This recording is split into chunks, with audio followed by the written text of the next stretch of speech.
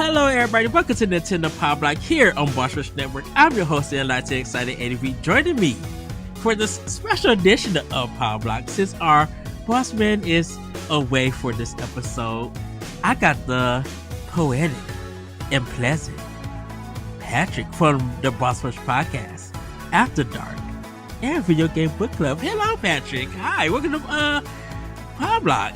Hey, thanks, Eddie. Now, you did say that the incriminating evidence you're holding against me is going to be destroyed at the end of this podcast, right? That was our agreement. I did not sign any contract. I don't know anything about any NDAs. Leave it at that. Pat, blink twice if you're being held against your will. And everybody, if you heard that lovely voice, you know it's the Doc Kukura, the one, the only, our alumni from Crossroads, Mr. Austin Campbell. Hello, Austin. Hey, welcome. How's it going? It's been too long. I haven't recorded anything in like a year. This is I don't think since Harry Potter it was like Harry Potter book club, right? Yeah, Harry Potter's book club was probably the last thing I recorded. So yeah, that's been over a year ago. So yeah, I was very excited when I got the message from Ed. I was like, yes, I'll be there. I'm going to be there. Yes. Yeah, because me and Austin, everybody, Austin had a podcast, and we had a good one. That was a good discussion. Oh, yeah. It goes just as every conversation me and Ed have, long and crazy. Yeah. So, but yeah, everybody, like I said, Corey is away. Also, it's been a while since people heard from you, seen from you. What's been up? What's been going on? Oh man, I've just turned into like and I don't know if we're doing video now. I don't know if this is I've turned into like a homeless vagabond, basically. I haven't been on podcasts. I haven't done any content creation. I just been working and then playing a lot of games and just, I don't know, just doing whatever. So, but I've been listening to Pow Block, of course, every week since listening to the Boss Rush and After Dark. I'm always a fan. So, but as far as what I'm doing, I'm just kind of being me, honestly. I'm just kind of doing whatever I want to do. Awesome. And Patrick, yep. What have you been up to? I know this is kind of like a debut for you since you've never been on Pow Block. What's been up? Yeah, for like almost 4 to 5 years we've known each other. You have never invited me to Pow Block. Because you know what? I've never known your schedule. I know you've been doing a lot of stuff in your area. So that is true. I didn't know, like, do I reach out? Like I don't know how busy you are in life. Yeah.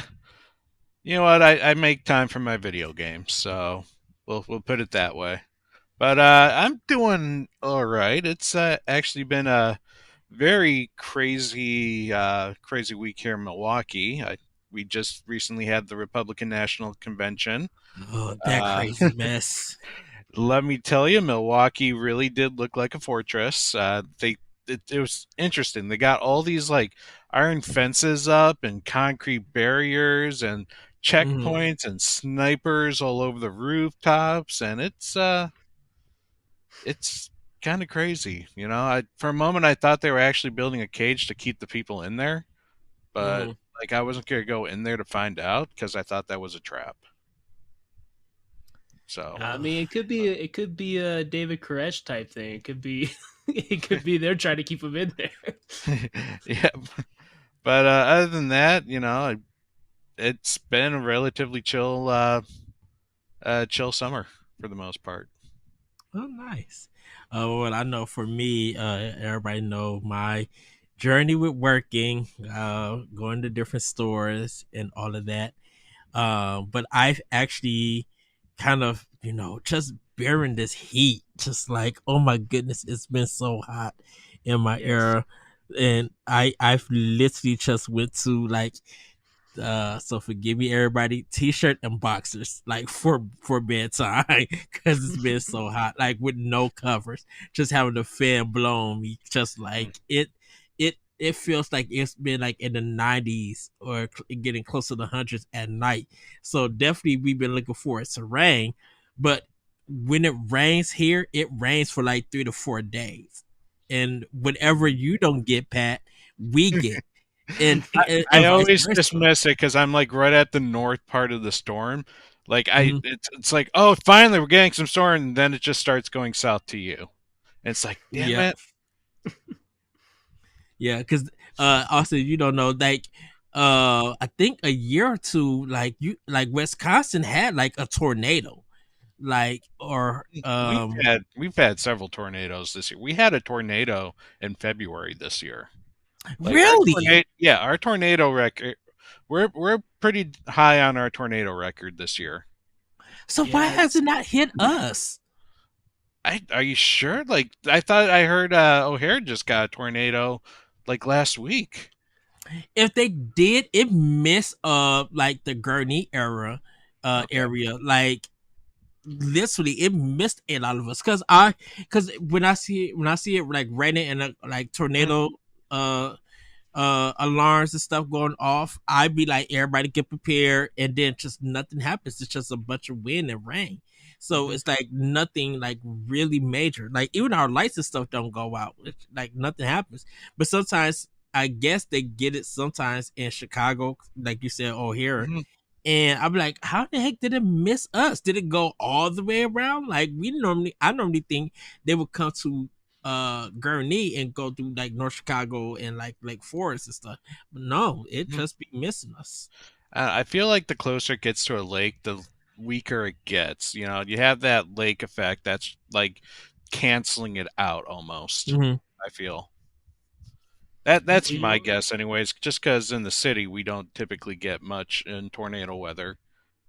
In Milwaukee, it's usually like 20 minutes out west is when the tornadoes start coming about. mhm. Mm. Well, and you are the Windy City, Ed, so it's just one big tornado all the time, I think. Hmm. That is true. Yes. Um, And the Twisters movie came out today, time of the Yeah, I want to see recording of that. this. So, it's the sequel to Twister, right? Yep, mhm. technically. Okay. Happening in my state, Oklahoma, we just love our tornadoes here. It's my wife's favorite movie is Twister. So, It's a good movie. Yeah, You know what? man, it's Yeah. been a while. Here, Eddie and I are talking about tornadoes, and honestly, the highest we get typically is like an F3. You're the ones that get the F4s and 5s. yeah.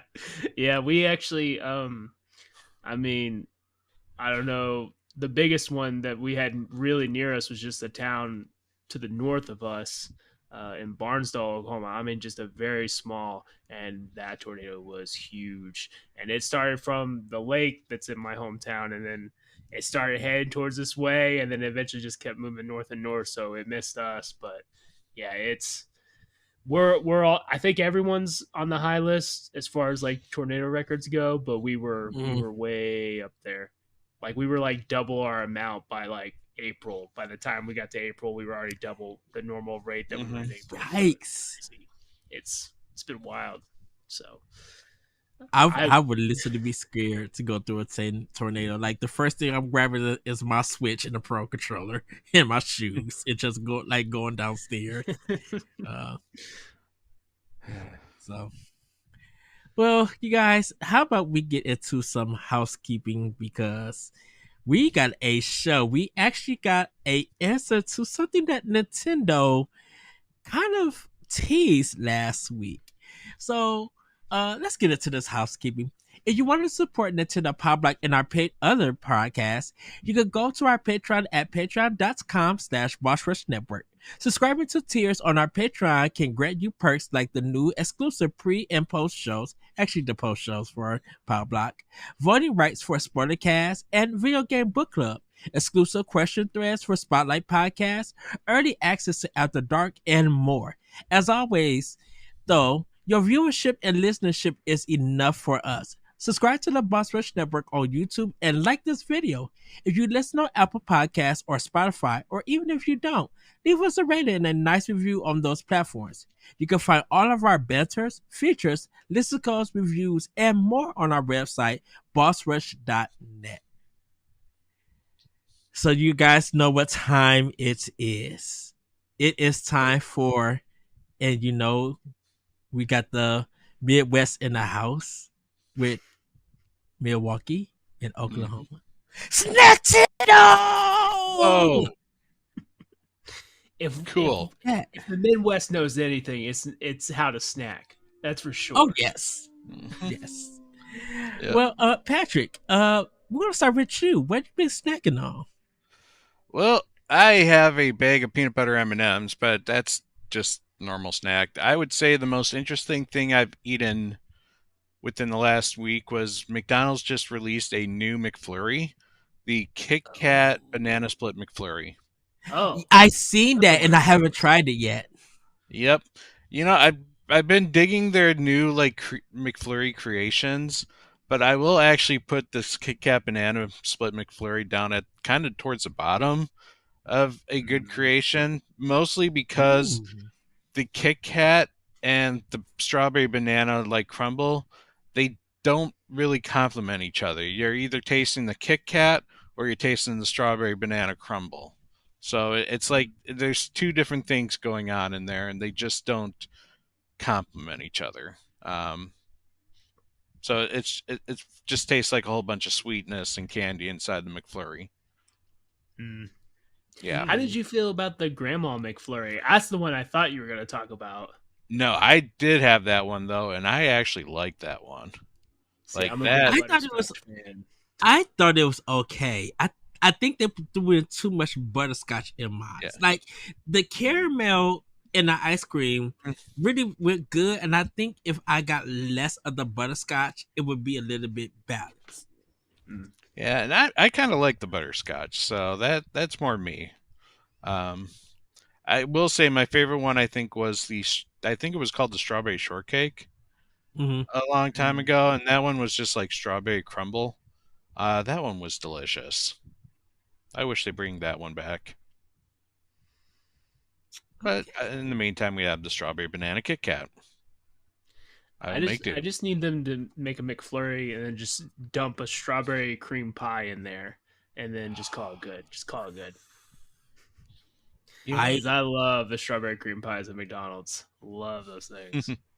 They are good. Yes, they are like bomb big, I would say. Like if they don't have any apple pies and they got that one, I go for that one. I bet you can make them make that for you. Well, I don't. Trying to see if they would do that, because the only thing I'd worry about would be breaking the machine. They'll say the pie It's machine. McDonald's broke. when they don't bring the machine. Yeah, So, very true. all right. Well, Austin, what have you been snacking on? What's been up with the Oklahoma snacks? You know, I've really been trying to slow down on snacks, but I got two things I'll bring to the table. One, I went to Costco for the very first time. And let me tell you, there was a lot of snacks in there that I was all about. I found some things called yogis. There were these fruit candies, but they're supposed to be good for your it's got probiotics in it. It's supposed to be good for your digestive system, and they're covered in yogurt. Those things are delicious. Even if they weren't good for your stomach, I would eat all those up. They also had these I'm a big lemon fan, and they have these lemon biscotti little pieces and stuff like that, and they're very, very good, very good. Unfortunately, Costco, you have to buy them by the big bag, and so now I'm like, oh, I don't need to be eating all of these, but I can't stop. I need a small bag. And the thing about the spaghettis, they are so good, you do get addicted to them, and you got to be like, I got to stop. You just got to stop. You can't do it. You can't keep going. But to bring the real Oklahoma representation, I have to bring something to the forefront. Ooh. I don't know if you all have Sonics in your area. They're kind of making their way around. They're getting more popular. So Sonic started in Oklahoma, and they've recently changed their fries to what they call groovy fries. And when I saw this, I was like, oh, they're just crinkle cut fries. That's all right, whatever you want to do. But let me tell you, these are the best crinkle cut fries I've ever had. They've Whoa. upped the game. Their fry Culver's game. Culver's wants to have a word with you right now. Now I haven't been to Oh Culver's. no! I haven't been to No, Culver's. Okay, see, hold on before you even go, because Oh, no. I'm about to put Culver's on blast. Because Oh, Culver's fries is not that good. It's crinkle. Mm. They're not the best. Honestly, my favorite fry is Wendy's, but I can still go for some Culver's. Now I do like Wendy's fries. I've heard of Culver's. I need to go to Missouri because that's the closest ones to me, so I can go try it. But these crinkle cut fries, they're well seasoned. They're not super thick, so it's not like a whole lot of like I don't like really thick fries because I feel like the outside is the best part where all the flavor is. So if you get too much potato in there, but these fries, I'm telling you, I used to not think about. Listen, I grew up on Sonic. In my town, that was the only fast food place there was before there was McDonald's. We all have Sonics. So I've grown up on that. I never cared once about their fries. Their burgers are good, chicken's good, fries, whatever. It's not McDonald's fries. It's not Wendy's fries. But these groovy fries, I hope they're here to stay because these are the best crinkle cut fries I've ever had. I know there's a Sonics that is like a 45-minute drive for me. So I may have to go there and taste it. I'll probably do it Tuesday. I might have the states only Sonics in my neighborhood. So oh wow, I recommend them. I recommend the groovy fries. I mean, Sonic's good. That's something I grew up on, but these fries definitely actually make me want to go back to Sonic more often than I would normally would. So I highly recommend them.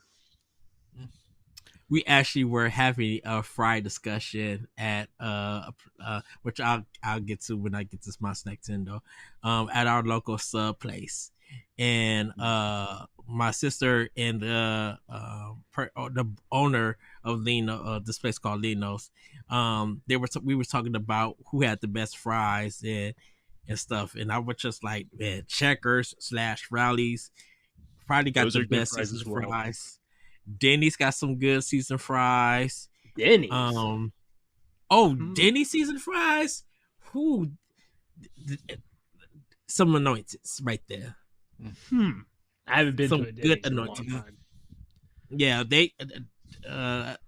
Denny's is a low key good place. It's a low key spot, like really late at night, and it's not so much like when you leave in the club kind of thing, but like if you got a bunch of friends and you go in and they're empty, most likely what's going to happen is you're going to have a good time, like eating and talking and stuff, not so much playing around, and then unexpectedly it's going to get packed.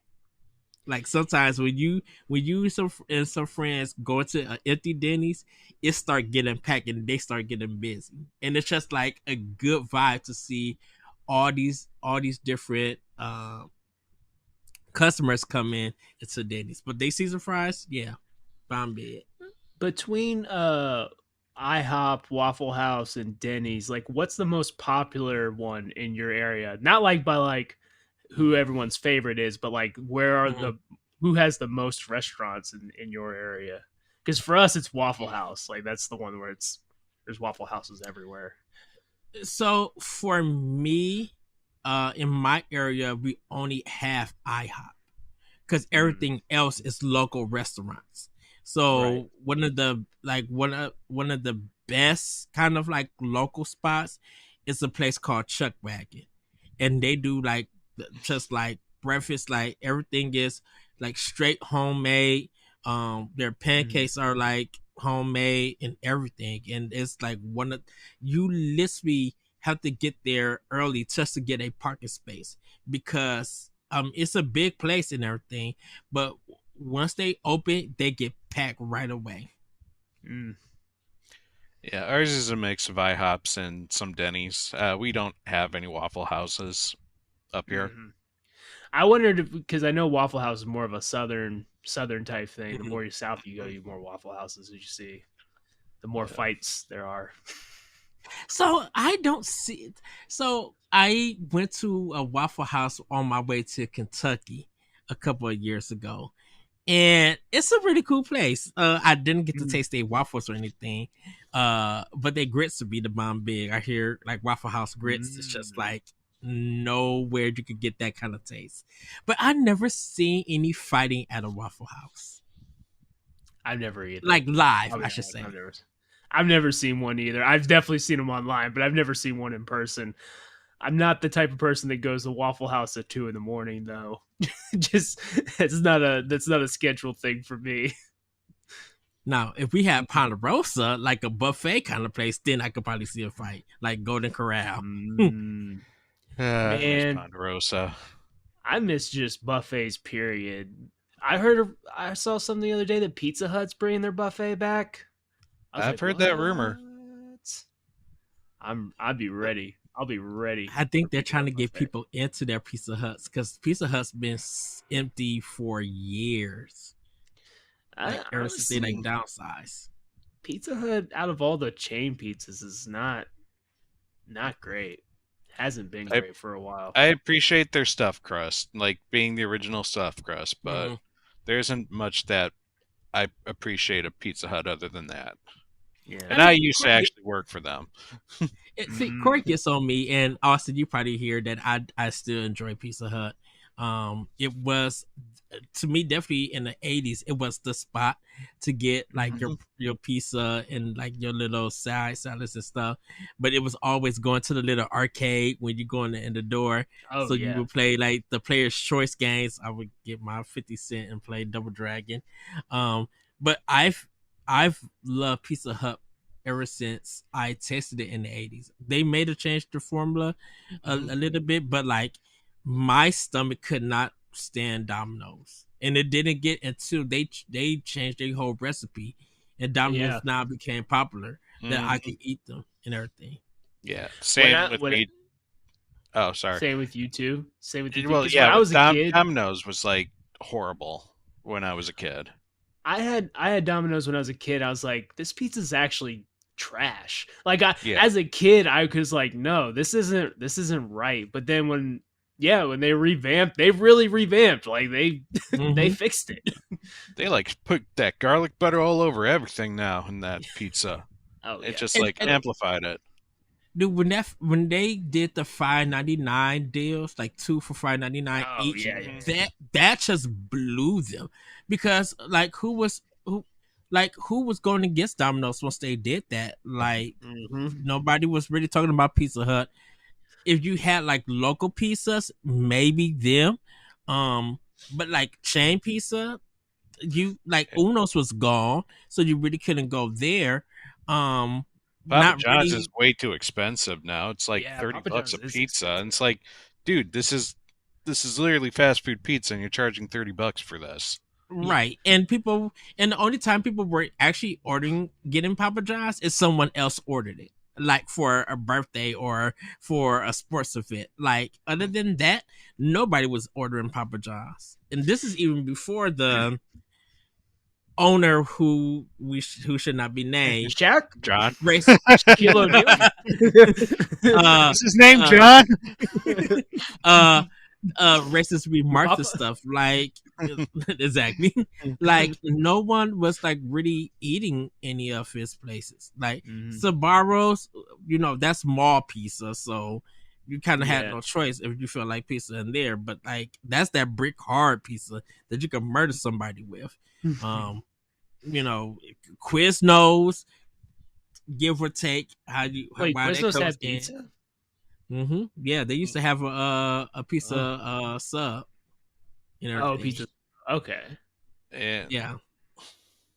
So it's just like, but yeah, once Domino's changed their formula and they gave that price of $5.99 each, everybody was just like, I'm about to order me some pizza and get some Domino's. And it became really hard because once like the college games and stuff were going on the weekend, Domino's was making bank and everything. Mm-hmm. Babe, tonight we're not getting the $5 hot and ready at Little Caesars. We're gonna splurge and get the $5.99 at Domino's. Now, Little Caesars is not. Little Caesars probably depends on where you live at. It depends. I do like our Little Caesars that's near us. I like mine's a ghetto, so it's that seriously is the best one. No, this is the ones where literally the staff is always in the back for like 15 minutes while you're standing in the front waiting to have someone talk to you, and they look at you and then they just go back to doing whatever they're doing. It's like, dude, take my order. That's our Church's, man. Church's chicken. Every Church's chicken down here is so terrible. Every time. It's like, do Eddie, what is this, a front? Is this a front for drugs now? Like, what's going on? Our chicken spots, so like Popeyes is always packed.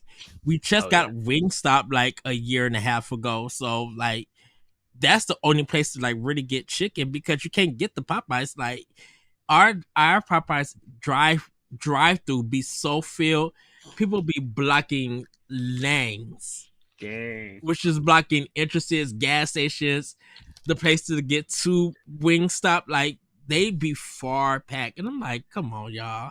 That's like Chick-fil-A here. Like Chick-fil-A, until they started doing like 3-lane drive-through lanes, was like all the way out in the road in the stoplights. It's like, come on, people. Like I like Chick-fil-A, but it's not. I ain't waiting for 30 minutes, and their lines go fast, and it's 30 minutes. We are getting a Raising Cane's up here. Oh, we got it. We got one. I'm a fan. We got two of them. We got one in Gurnee, close to Six Flags, and we got one close to me, in Waukegan. And I gotta say, it's very disappointing. It's not all that. Interesting. Okay. It's the sauce. If it wasn't for the sauce, I heard the sauce. The sauce. I heard about that sauce. The chicken, honestly, like, okay, the chicken is not well seasoned. It's not really seasoned at all. The breading is nice. I need you to preach right now. The breading so this is a white man's chicken. Yes. Okay. The cut of chicken is really good too. Like they don't even use like tender meat. Like they use even more tender than tender meat. So it's a really well cooked chicken piece. It's just not seasoned. But that sauce is all you need. If you go there and you don't like the sauce, don't even bother going there. No, exactly. The fries are okay, but that sauce is what carries it. It's honestly. Yeah, I would definitely hit it. Yeah, I just heard so many great things about it, and then I tried it. I'm like, where's the flavor at? That reminds me, Walmart now has a mock of the chicken sauce from Cane's, and I got a bottle. I finally got a bottle, but I haven't got to try it yet. So if that works, I don't even have to go to Cane's anymore. I can just use my own chicken strips. Well, I'll talk. You probably heard me talk about this, Austin, but the Jack Daniel's Honey Barbecue. Oh yes. If you see it, pick one up. Not now, only is it the bottle? Is it the bottle or is it already pre-made? No, it's a bottle. It's a bottle. Okay. I mean, it's already pre-made, but it's a bottle that you could pour. Man, I literally the nuggets from Burger King, Wendy's, McDonald's, all of it tastes good with that Jack Daniel's Honey Barbecue. I was just like, oh, this might be the sauce of the summer. Like I do still have to try it on hot dogs, but it may be the sauce of the summer. I will try it, but I'll let you know that in Oklahoma, it's in all the Walmarts. You might even have it in your stores. I don't know. It's called Head Country barbecue sauce. And it's in Walmarts here. I don't know if they're Walmarts, but it's a local barbecue sauce. It's made in Oklahoma. And I've never found anything that beats it. I've tried. Logan brought like a whole bunch of barbecue sauces from Kansas City. He's like, these will be better, and you won't even be able to tell the difference. I'm like, okay. And I said, that's Head Country. I know what that is. That's the one I want. So if you have it at Walmart, Head Country, try it. But I'll look out for this Jack Daniels. I'll look out for we got a Walmart for just 15 minutes from me, so I'll try them out. If not, there's one like in Gurney by Six Flags, and I'll try them. Yeah, I don't know if Head Country's gotten big enough around the states yet. I don't know if it's one of those things where it's like just carried in the local Walmarts because it's so popular here, or if it's finally branched out. I don't know. I'll probably look them. If they got a website, send me the link, and if I could order like a bottle, I'll have it ordered. Just don't bring me that Sweet Baby Ray stuff. Get out of here with Sweet Baby Rays. Get out of here. So can I tell you with Sweet Baby Ray, can I tell you with Sweet Baby Rays, it is good. It's kind of now like a backup barbecue because there's been so many barbecue sauces that came out and that's beating it. So it really just depends, like if it's a backup. Like if you just ran out of barbecue sauce and you got that, it's a good backup. That's pretty much it now. Give me McDonald's barbecue sauce over Sweet Baby Ray's. Just give me a McDonald's barbecue packet. I'll be okay with that instead. Well, for me, I finally tried Blue Bunny. And I had the cherry chocolate twist. It's like chocolate ice cream and cherry flavor ice cream mixed together with fudge like in it. It was okay. I didn't really get the cherry flavor. I thought the cherry flavor was gonna be strong, but it wasn't. So I got mostly like the fudge in it was really good. It reminded me of like Hershey fudge, but it was really good. With the fudge, I had their chocolate vanilla, which was also good with the fudge and stuff. They got some other flavors I gotta try, but Pat might know this phrase, and everybody could guess what it is. Blue Bunny will cleanse your soul. Huh. Interesting. And when I'm talking about cleansed, it goes right through you. It cleanse, cleansing. You're getting rid of some demons there. Yes. So you've never had Blue Bunny at all? No. Okay. No. Okay. I don't eat Blue Bunny because if I eat ice cream, it's gonna cleanse my soul no matter what. So I only get really, really good. I pay extra for the good stuff because if I'm gonna make my stomach hurt, I gotta get the good stuff. And Celeste, if you're listening, you know what I'm about to say.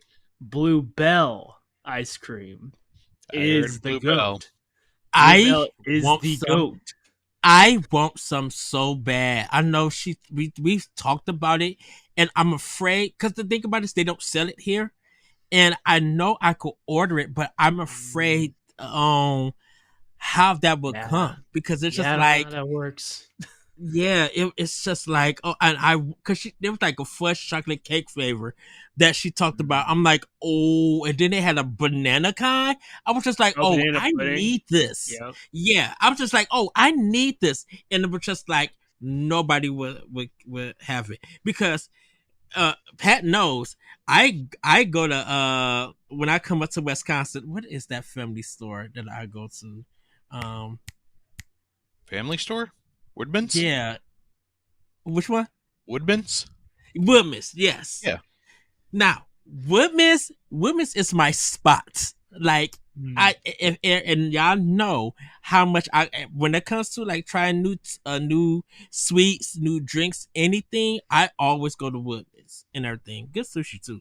But like, when it comes to some of their ice creams, I've been trying all the local Wisconsin ice creams. And they've been really good.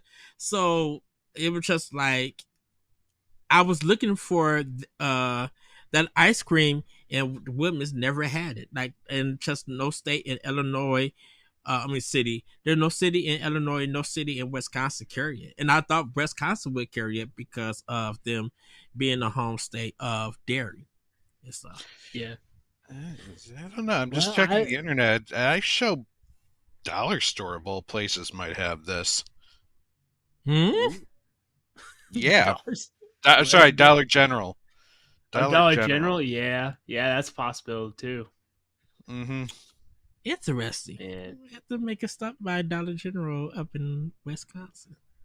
Yeah. I was just go visit Pat and Shay and Jesse. Now I've just told you a bunch of like, basically I'm just selling Oklahoma food to everyone because Bluebell is also made in Oklahoma. So I'm just shelling out right now. But yeah, man, it's so creamy. It's, to me, like every other ice cream, like the Blue Bunny or anything like that, it just is like, no. What? It feels like Bluebell just has original flavors that no one else is doing. Like banana pudding, they're the only ones that have it. I've never seen it in anybody else ice cream flavor. If either of you are Dr. Pepper fans, they have a Dr. Pepper float flavor, and it tastes straight like Dr. Pepper. Which I'm not a huge Dr. Pepper person, but it straight up tastes like it. And there's the A&W root beer float. There's cookie two-step, which is Oreos and chocolate chip cookie dough in it. There's Christmas cookie, which is a personal favorite of mine. Oh man, it's blackberry cobbler, another one. Yo, I think Celeste talked about that one. Yeah, that sounds good. Yes, oh man, y'all just gotta come. Beer float. Ed, just come to Oklahoma. My fridge is open. My fridge door is always open to you. I feel like if I come, I'm gonna end up staying there. I'm like, dang it, I gotta get back to Illinois, but I can't drive. I can't drive because I'm so stuck. I'm still stuck. I'm gonna roll out this car. But yeah, so I tried Blue Bunny. I'd say Blue Bunny. And also my sub place Lino's. I had like just a regular ham and cheese. But when man, have y'all ever had a sub, and whether it's local or wherever every place that you get it, that you just finish your sub, even if it's half, and you put the rest in the refrigerator, and somehow you just black out sleep, like you like, that was good, and then realize that it's like 6 o'clock at night and you ate your sub like at 1:30 in the afternoon. The first thing is I never just eat half a sub. I always get the whole foot long. I always finish it. So I already can't relate to you on that premise alone. But yes, the bread will make you sleepy. I'll get passed out. For me, if I eat or if I fall asleep right after I eat, I get acid reflux. So that's no for me, bro.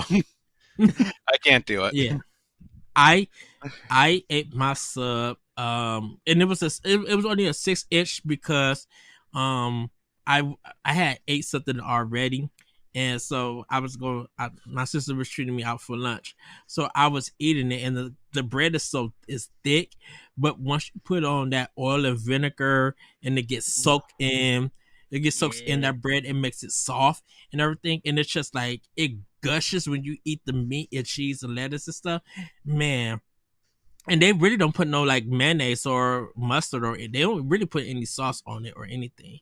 It's up to you if you want all of that on it. I ate that sub and just disappeared into darkness. And I was off all day. And I was just like, I woke up and was just like stumbling trying to walk. I went to the bathroom, went downstairs, sat on my mama's couch, and went right back to sleep. That sub knocked me out. It was so good. So, yeah, everybody. That's our snack Nintendo. We're gonna get into our next section, and that's playing with power. Austin, where have you been playing with power? Oh man. Okay. I'm on a Nintendo show, but I haven't been playing Nintendo a lot. Get out. I'm sorry. Get out. Huh? That's I'm fine. sorry. You can talk about whatever you've been playing. Don't Okay, worry. well, so Nintendo, so PlayStation's usually my main console. That's when I play games. I usually like to sit down and in my chair and get in the big screen and stuff like that. Which I know I can do that with the Switch, but the Switch is kind of like a pick up and play type thing where I'll just like get on there. Usually, I'm playing NSO stuff. Like I've been playing Donkey Kong Country.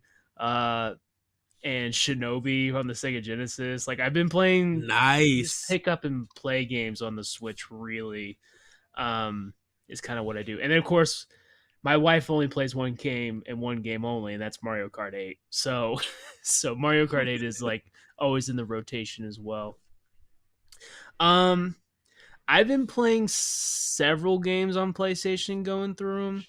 I don't know if any of these will interest you, but I've been playing Sly Cooper because Yes. it just recently came out. I've been Good playing choice. Far Cry 6. I've been playing Tales Interesting. Tale of Zenkaru. Am I saying that right? Zenkaru?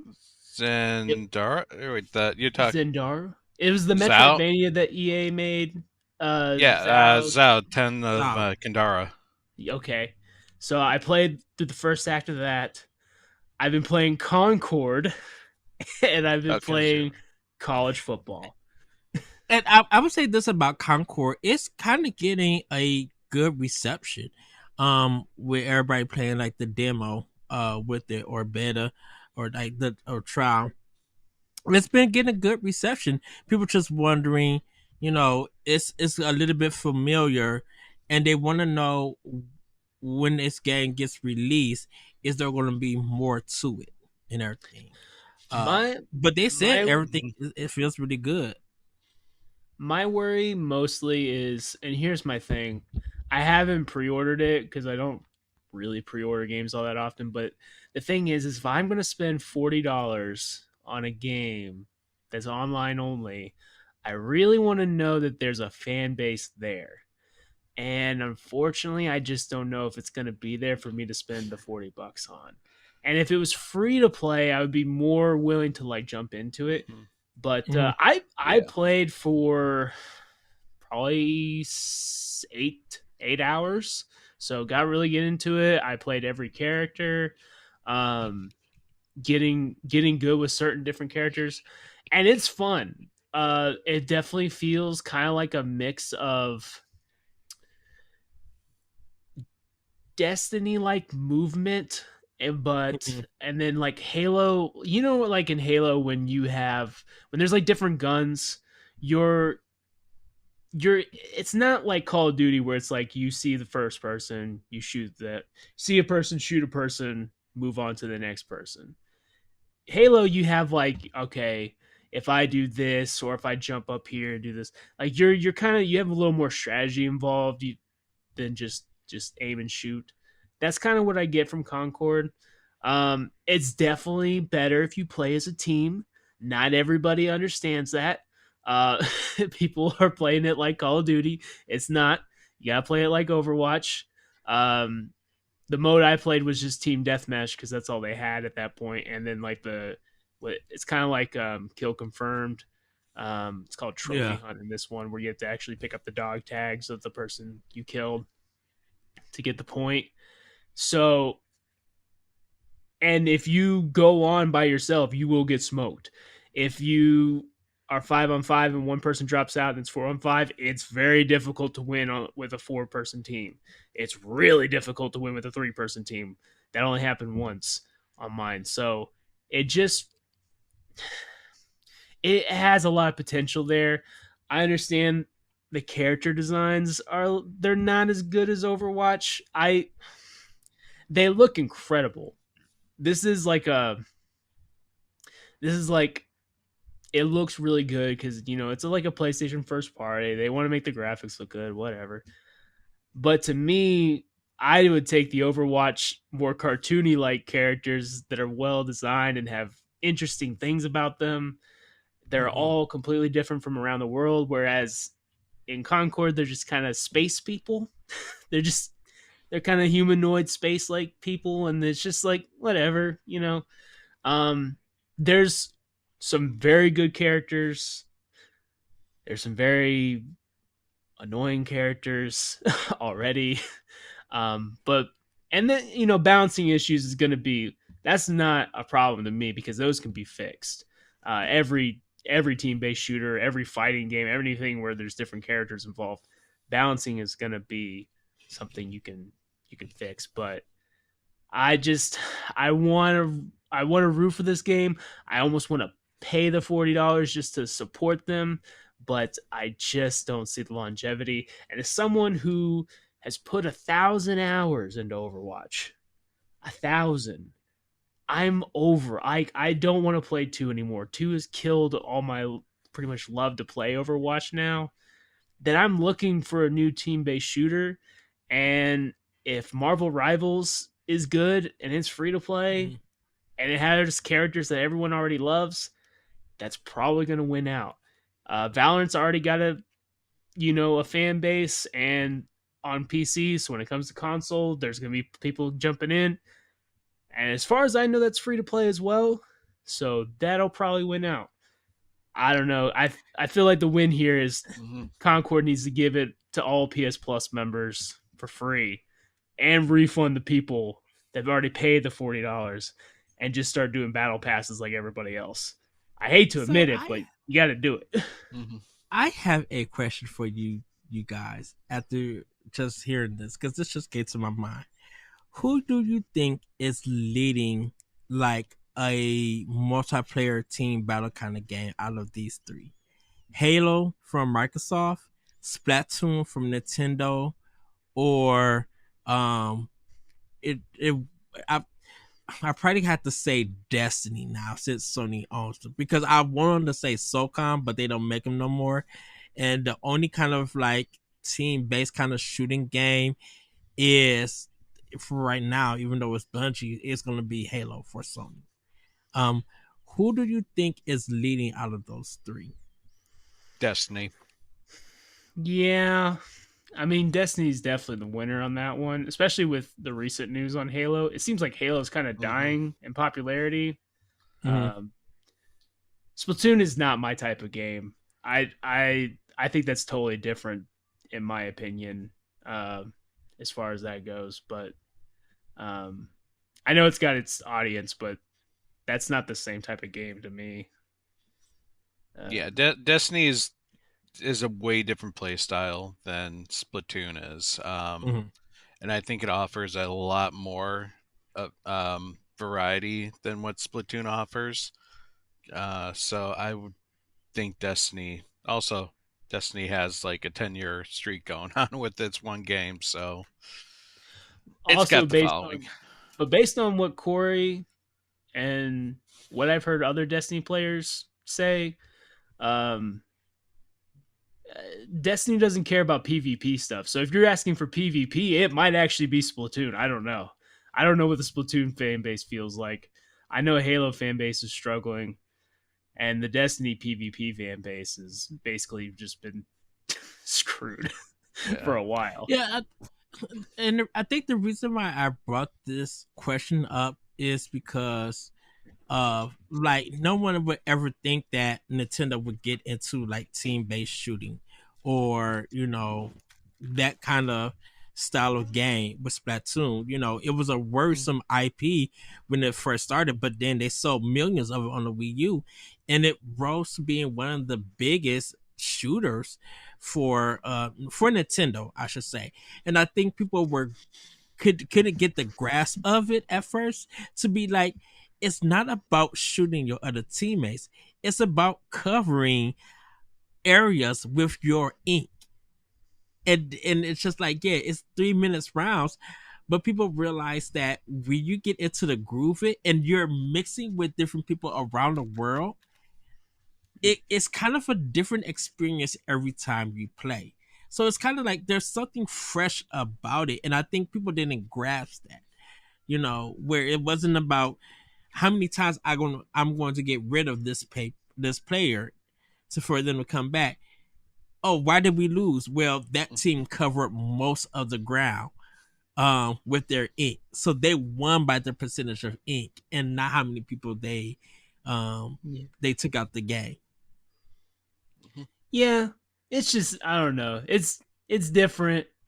You could just play Power Wash Simulator though. Hell yeah.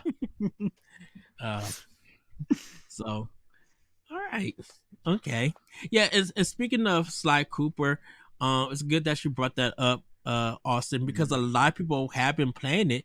It's one of those games that people, when it first came out, didn't really give it its props, but somehow it's having like a renaissance now, and people are giving it a try, and they're like really enjoying it.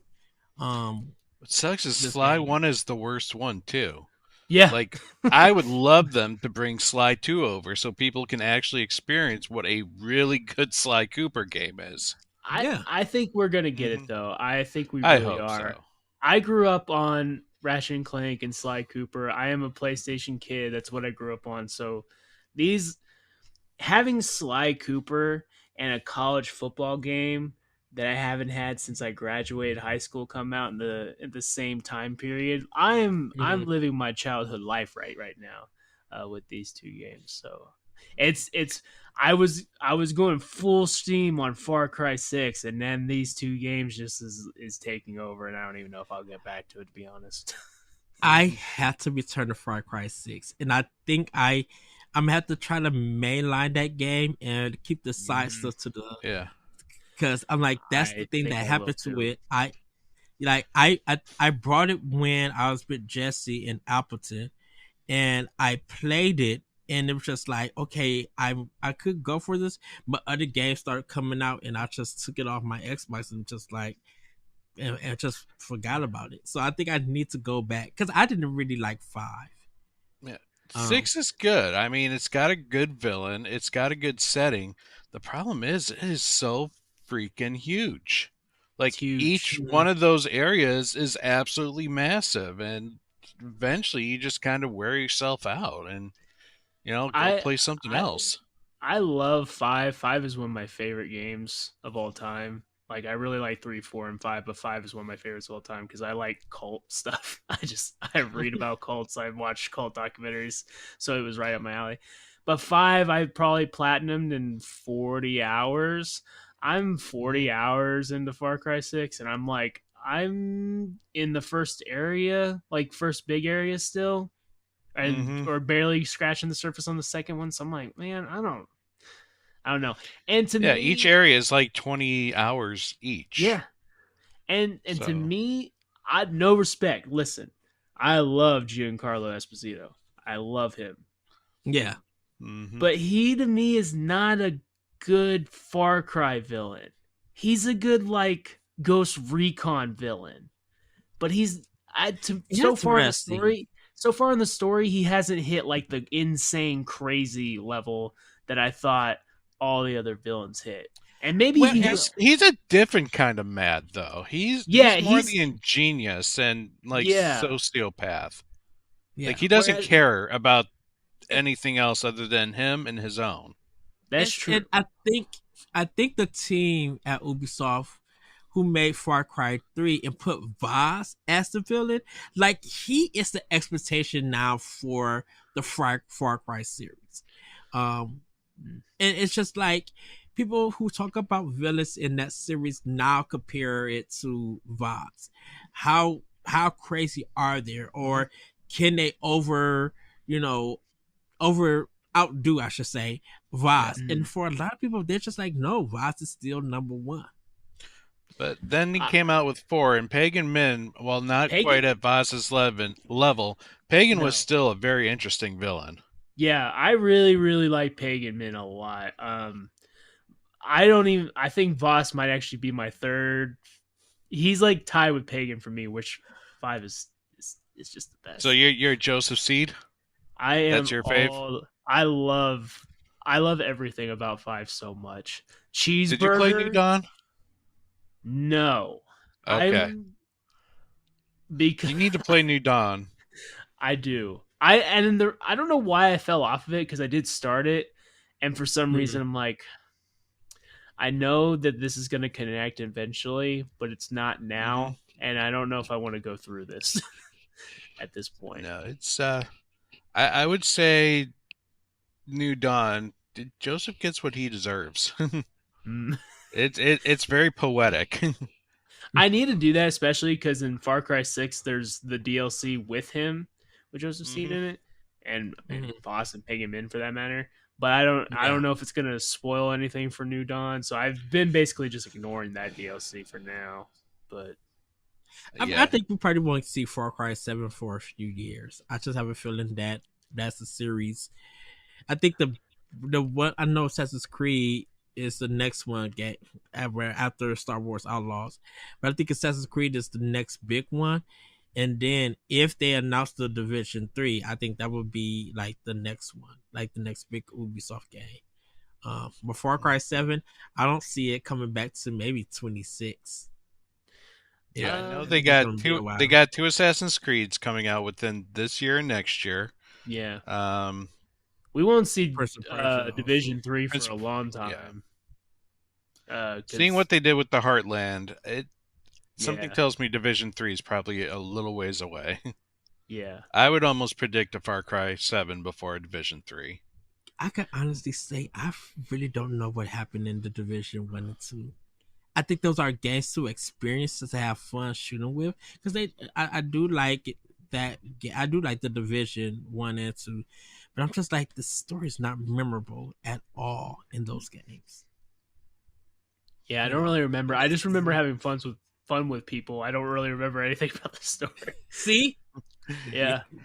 The only thing I remember is there's a turncoat agent named Mercer that is basically filing up all the gangs and kind of organizing them to attack the government. But that's what I remember.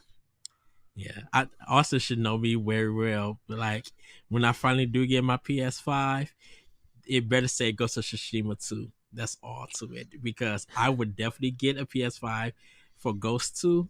Other than that, I could wait. I could wait. I mean, I'm hoping PS5 Pro is a thing and we get Ghost of Tsushima 2 announced with it. I mean, it's coming. We know it's coming. It's just a matter of when. I really don't think I don't think there's going to be a Pro. Well, no, I just mean Ghost of Tsushima 2 is coming. Oh yeah, we know that for sure is coming. Oh yeah, I'm hoping that a Pro is coming so we can get some like big announcements for it, like we did for the PS4 Pro, because that was when like Spider-Man was coming out and all that stuff. Sucker Punch would be insane to not do it. A Ghost 2. No, they would be insane not to do another Sly Cooper game.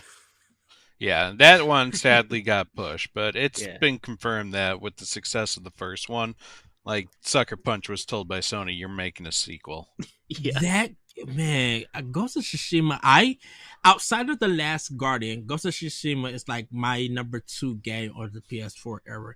That game is beautiful, and the way that they introduced, I'm like, this puts a lot of games to a shame. Like, I had to. I love Paper Mario, the Origami King. Trust me, I love that game. We know you fights about that game, but I had to. I literally had to put that game aside so I could finish Ghost of Tsushima, and I was just like, this game is just too drop dead gorgeous. Yeah. And I'm like, why is it running on this system? Same way that I kind of feel like with Series X with Hellblade 2. Just like, this game is gorgeous. Why no other game is looking like this? Like, y'all Ninja Theory clown with Unreal Engine 5. I'm like, oh, y'all put this like at a very high level. Yeah. For this engine. Now, when I found out NetCG did Unreal Engine 4 with Pikmin 4, I was just like, oh, y'all gonna be a fool. If y'all continue to use Unreal Engine and these developers, oh, y'all going to be a fool with some of y'all games if y'all use with Unreal Engine. Yeah. A Zelda game in Unreal Engine 5 for the Nintendo team, oh, that's about to blow folks' minds. To be like, why is this game looking like this on a least powerful system? Why is it running like this? Why is this? Yeah. Don't come out with Unreal Engine 5 or Unreal Engine. I'd like to see it. I really would. Anyway, Still waiting that's for what that I've been Ocarina of playing. Time Unreal. I want to know what y'all have been playing. Yeah, Pat, what have you been playing with Power?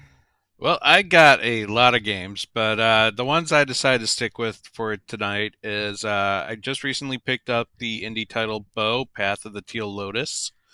It is a Metroidvania in the same lines as a Hollow Knight, mixed in with some Messenger. Actually, it's got a lot of the Messenger in it. Oh Uh, yeah. because this game features a hit and reset mechanic. So if you jump and you hit something, you can now jump or dash again until you and hit something, and you can keep repeating this cycle. So kind of like bouncing off of lanterns or just bouncing off of bad guys. It becomes part of the game's traversal as well. It's one of the better ways to battle. You're a lot slower on the ground versus being in the air when you're fighting bad guys.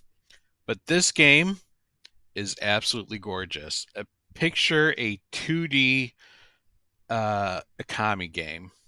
Like it's got that Japanese watercolor scroll uh, background with like effects going on, and it is absolutely gorgeous. Like you want a pretty game. This here is a very pretty game.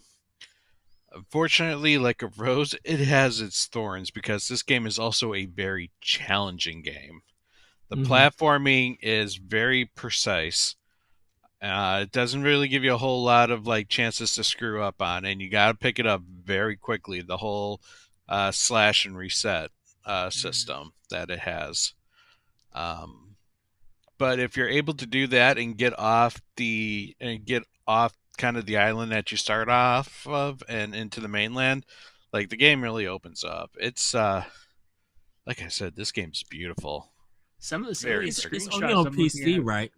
No, it's PlayStation 5 as well. I thought it was supposed to be for the Switch, but I might have not read that right. Yeah, yeah. All the platforms, I don't know what it came out for. I know PC was Yeah. the one that everybody was talking about, like reviews and stuff. But I didn't see any console releases. Go ahead, Austin. Yeah, I'm it's sorry. Nintendo Switch, PlayStation 5, Xbox. Yeah, it's Some everything. of these screenshots are giving me Okami vibes with like the watercolor Japanese picture. It looks really nice. Yep. No, it like I said, it is a beautiful game. And what's cool is it also dives into some of the lore, some of the kind of Japanese lore and the yokais that are typically kind of famous in Japan for. But it is gorgeous, but it is a hard game. I just want to point that out there. But I am enjoying it so far. Yeah, they was just How like you got to really Mhm. know your parries in this game. This one actually doesn't parry. There's actually a game called Nine Souls, which is kind of the same similar art style, which is That's what I'm more. thinking That's of. the It's parry. Nine Souls. Yeah. Nine Souls is the parry one. This one you don't parry. This one is strictly hit and dodge. Yeah. But how, also, oh, go ahead. how many Metroidvanias have you played that have come out this year? Because if I remember correctly, you did play Zao and you did I did play not Assassins, Prince of Prince Persia. of I Persia. did Prince of Persia. I did Metroid Zero Mission this year as well. Yeah. I finished Uh, that last week. I But I played a beat little bit of Metroid Zero. Ultros. Yeah, I played a little bit of Ultros, which was from Kepler Interactive. That one I didn't really get too into though. Like I want to check out Nine Souls. Like there's a lot that I still want to check out, but I would say I've played at least 4 or 5 Metroidvanias so far this year. I would say But it that's just okay. seems I like like them. we're getting a lot of good ones. I feel like Mhm. Metroidvania we get a lot of, but this year we've gotten a lot of good ones I agree. that stand out. Yeah. I did Lunar Knights, Castlevania Symphony of the Night, Metroid Zero Mission, and then I did some ones that was in my backlog that I had and stuff. So I did about 4 or 5. Empress of Persia, I did. Mm-hmm. Oh, Animal Well is the one I did too. Oh yeah, Yeah, you can Animal throw Well. That's Animal another Well one. onto that list as well. Yeah, there's a lot of good ones. Mm-hmm. I did pick up a new Nintendo game though this week. I did pick up the Nintendo World Champion NES edition, and Oh I Nice. man. got the deluxe edition too. So I got the package that comes with a golden cartridge that has a stand, so it's just you can set it up. It comes with a pin set, and these are some really beautiful pins. They're shiny. They're just like, mwah, they're gorgeous. Comes with a lot of postcards that look like old NES box art, and of course, it comes with the game. This game reminds me a lot of the Nintendo Remix, the NES Remix games. Mm-hmm. If you remember those back on the Wii and also the 3DS, where they are short little mini games where based off of like mechanics from the original like NES games. There's 13, I think, on World Championship, ranging from Mario to Kirby. Um, and the idea is to complete the goal that the game sets for you in a quick amount of time. And then the game will grade you. And with the grade, you unlock some coins, which then you can unlock more speedrun challenges. You can unlock player icons for your like character card, as well as no, it's levels and icons are typically what you unlock with the coins. But some of them, like some of the icons, can cost like over 1,000 coins, and you need to kind of build that up. But the idea is that you play and you just want to try to better yourself. Mm-hmm. Like you can go all the way up to S rank, and it's like, okay, so I did this and I shaved like a couple like a second or two off my time, and it gave me a rank ranging from A now to an A plus or an A plus plus. And it's like, what else can I do to like shave off some more time so eventually I can get this S rank? Now the S rank obviously is for like the most like almost perfect runs. You don't really need to be that good and able to unlock pins in the game. You just need to beat the level on an A or higher. Mm. And the challenges range from easy, normal, sorry, no, not easy. It's normal, hard, master, and then let everyone has one legendary. And I've only done 2 legendary so far, and they both been speedrun the game. Mm. So I have officially beaten Mario in just over 8 minutes now with my through practicing on this game. I've also beaten Donkey Kong in less than 90 seconds. Oh wow. I can't even do that. I'm like, oh my goodness. I'm so bad Donkey- at platformers that I just hearing you say this, I'm like, that would give me so much anxiety. Just like I can't do it. No, that's the nice thing about it though. It's like I feel like there's a good lead up. Like it starts you off like in the Mario, it starts you off with get the mushroom as fast as you can. And then it could be, all right, well, get all the coins as fast as you can from this. Now you're in the hard stuff and it's like beat world 1-1 as fast as you can.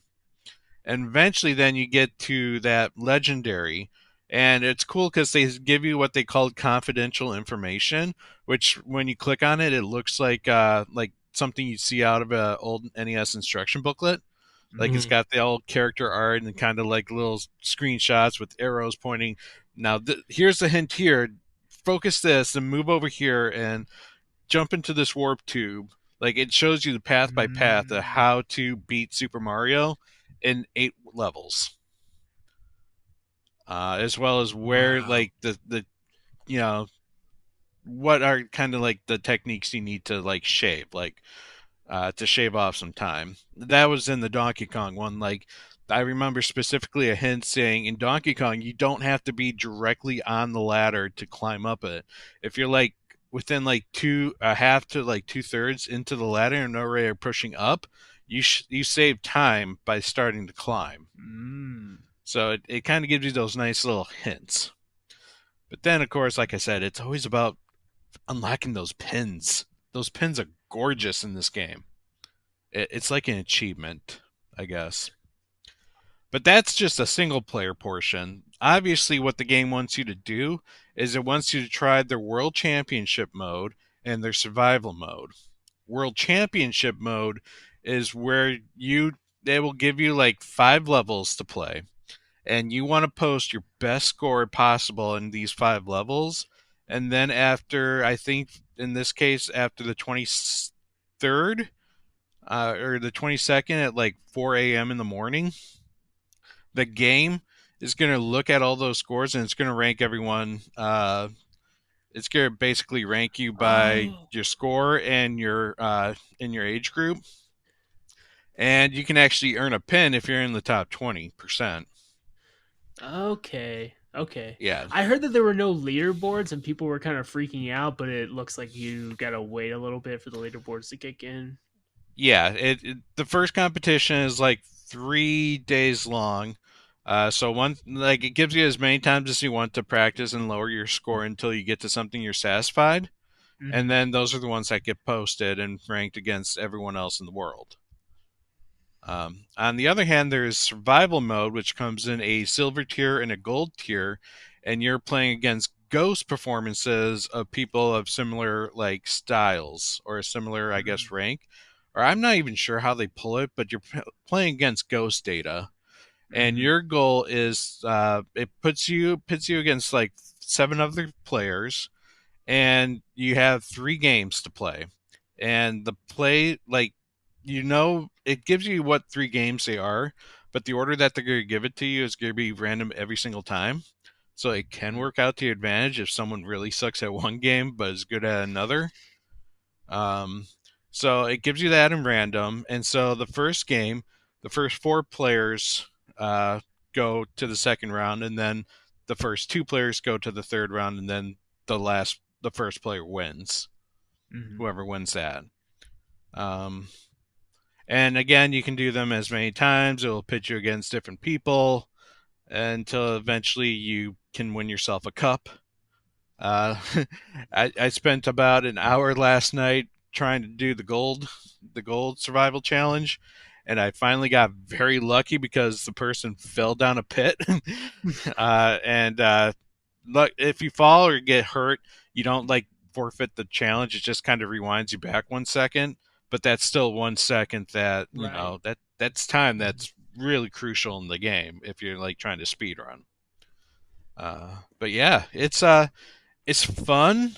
I see I don't know how like well this is going to do in the future. Like they got to keep up because it's only got those 2 modes online to compare yourself to other players, and other than that, once you get your good scores on everything else, it's kind of one of those games that you just put aside again, which sucks. But right now I'm enjoying it, but it's not something I see myself playing in like 2 months, if you get what I'm saying.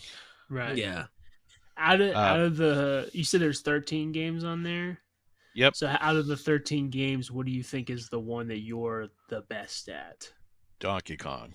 Donkey Kong. I went through every single challenge in the Donkey Kong game.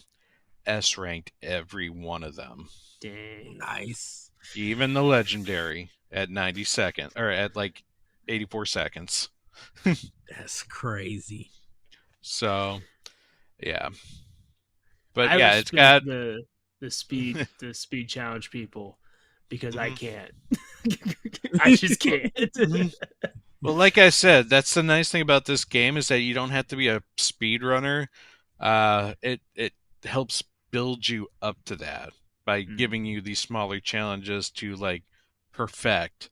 And then, like these are little small chunks so that you don't feel like you just wasted so much time. You're literally building your skills on like a small part. And then like that legendary thing is like, okay, everything you just did, this is your test now. use those skills that you learned on those challenges to complete that challenge. Nice. But yeah. And then also Power Wash Simulator just came out with the free Muckingham files, an aquarium and a submarine that you get to clean up, and it's fun. I like it. It's very relaxing. It's a great game.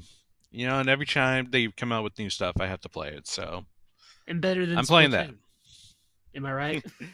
A lot more relaxing than Splatoon. Instead of making the mess, you're cleaning it. But that's me. All right. Well, for me, everybody, I've been focusing more on Dragon Age Inquisition. I'm getting close to the end of this game. I've been spending a lot of time with it. I actually been enjoying it, putting work and focus into that game, because I had it for years. They had the expansions, like the DLC stuff, for like $4 on Xbox, so I got it all. I actually got the copy of the game for Xbox physically when Toys R Us was going out of business. Man, I was snagging games from Toys R Us when we were going out of business. I was just like, I'm not paying for nothing. It's not thievery, everybody, even though it might seem like it, but we were getting rid of games that nobody wanted, and I took a lot of them. One of the best cover arts for a game, by the way. I love Dragon Age Inquisition's cover art. I love how that thing just forms actually into like a dragon. Like the whole void ray is actually if you just back out and look at it a sec, it's actually in the form of a dragon. Yeah, it's sick. I love it. Yeah, so I can't wait for Veilguard to come out. Which they did mention that in Dragon Age Inquisition, the Veilguard. I was just like, oh yeah. And I actually plan on following you. I was going to replay Dragon Age Inquisition for the new game coming out, but it was going to be my next open world game after Far Cry 6, and that's why I've got to get through Far Cry 6. I've got to I've got to power through. Yeah, Austin. So, Austin. So I been playing Dragon Age and Inquisition and been learning that game inside out. And shout out to my friend Rick. On Twitter, he's been helping me. I've been DMing him for questions and stuff. And he's been very expertise helping me get through some things. So I'm definitely enjoying it. And I had to look up some of the armor pieces on how that works. And I found out okay, so it's more of number and not by color. So I was just like, okay, I see it. Cool. That makes it easier for me to be able to do this. So,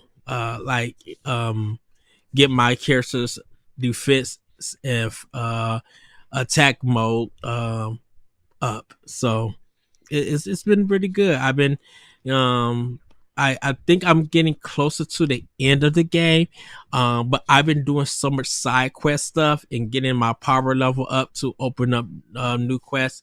And one of the side things that, even though I don't do it, was just it's 18 hours of gameplay. So I got to let that timer run down before I can get one of my people back and open it. So but it's been really good. So. Have you got to any of the DLC yet? Because not yet. The DLC. Okay. No. I'm going through the main game, and then I'm going to go through all the DLC after I finish the main game.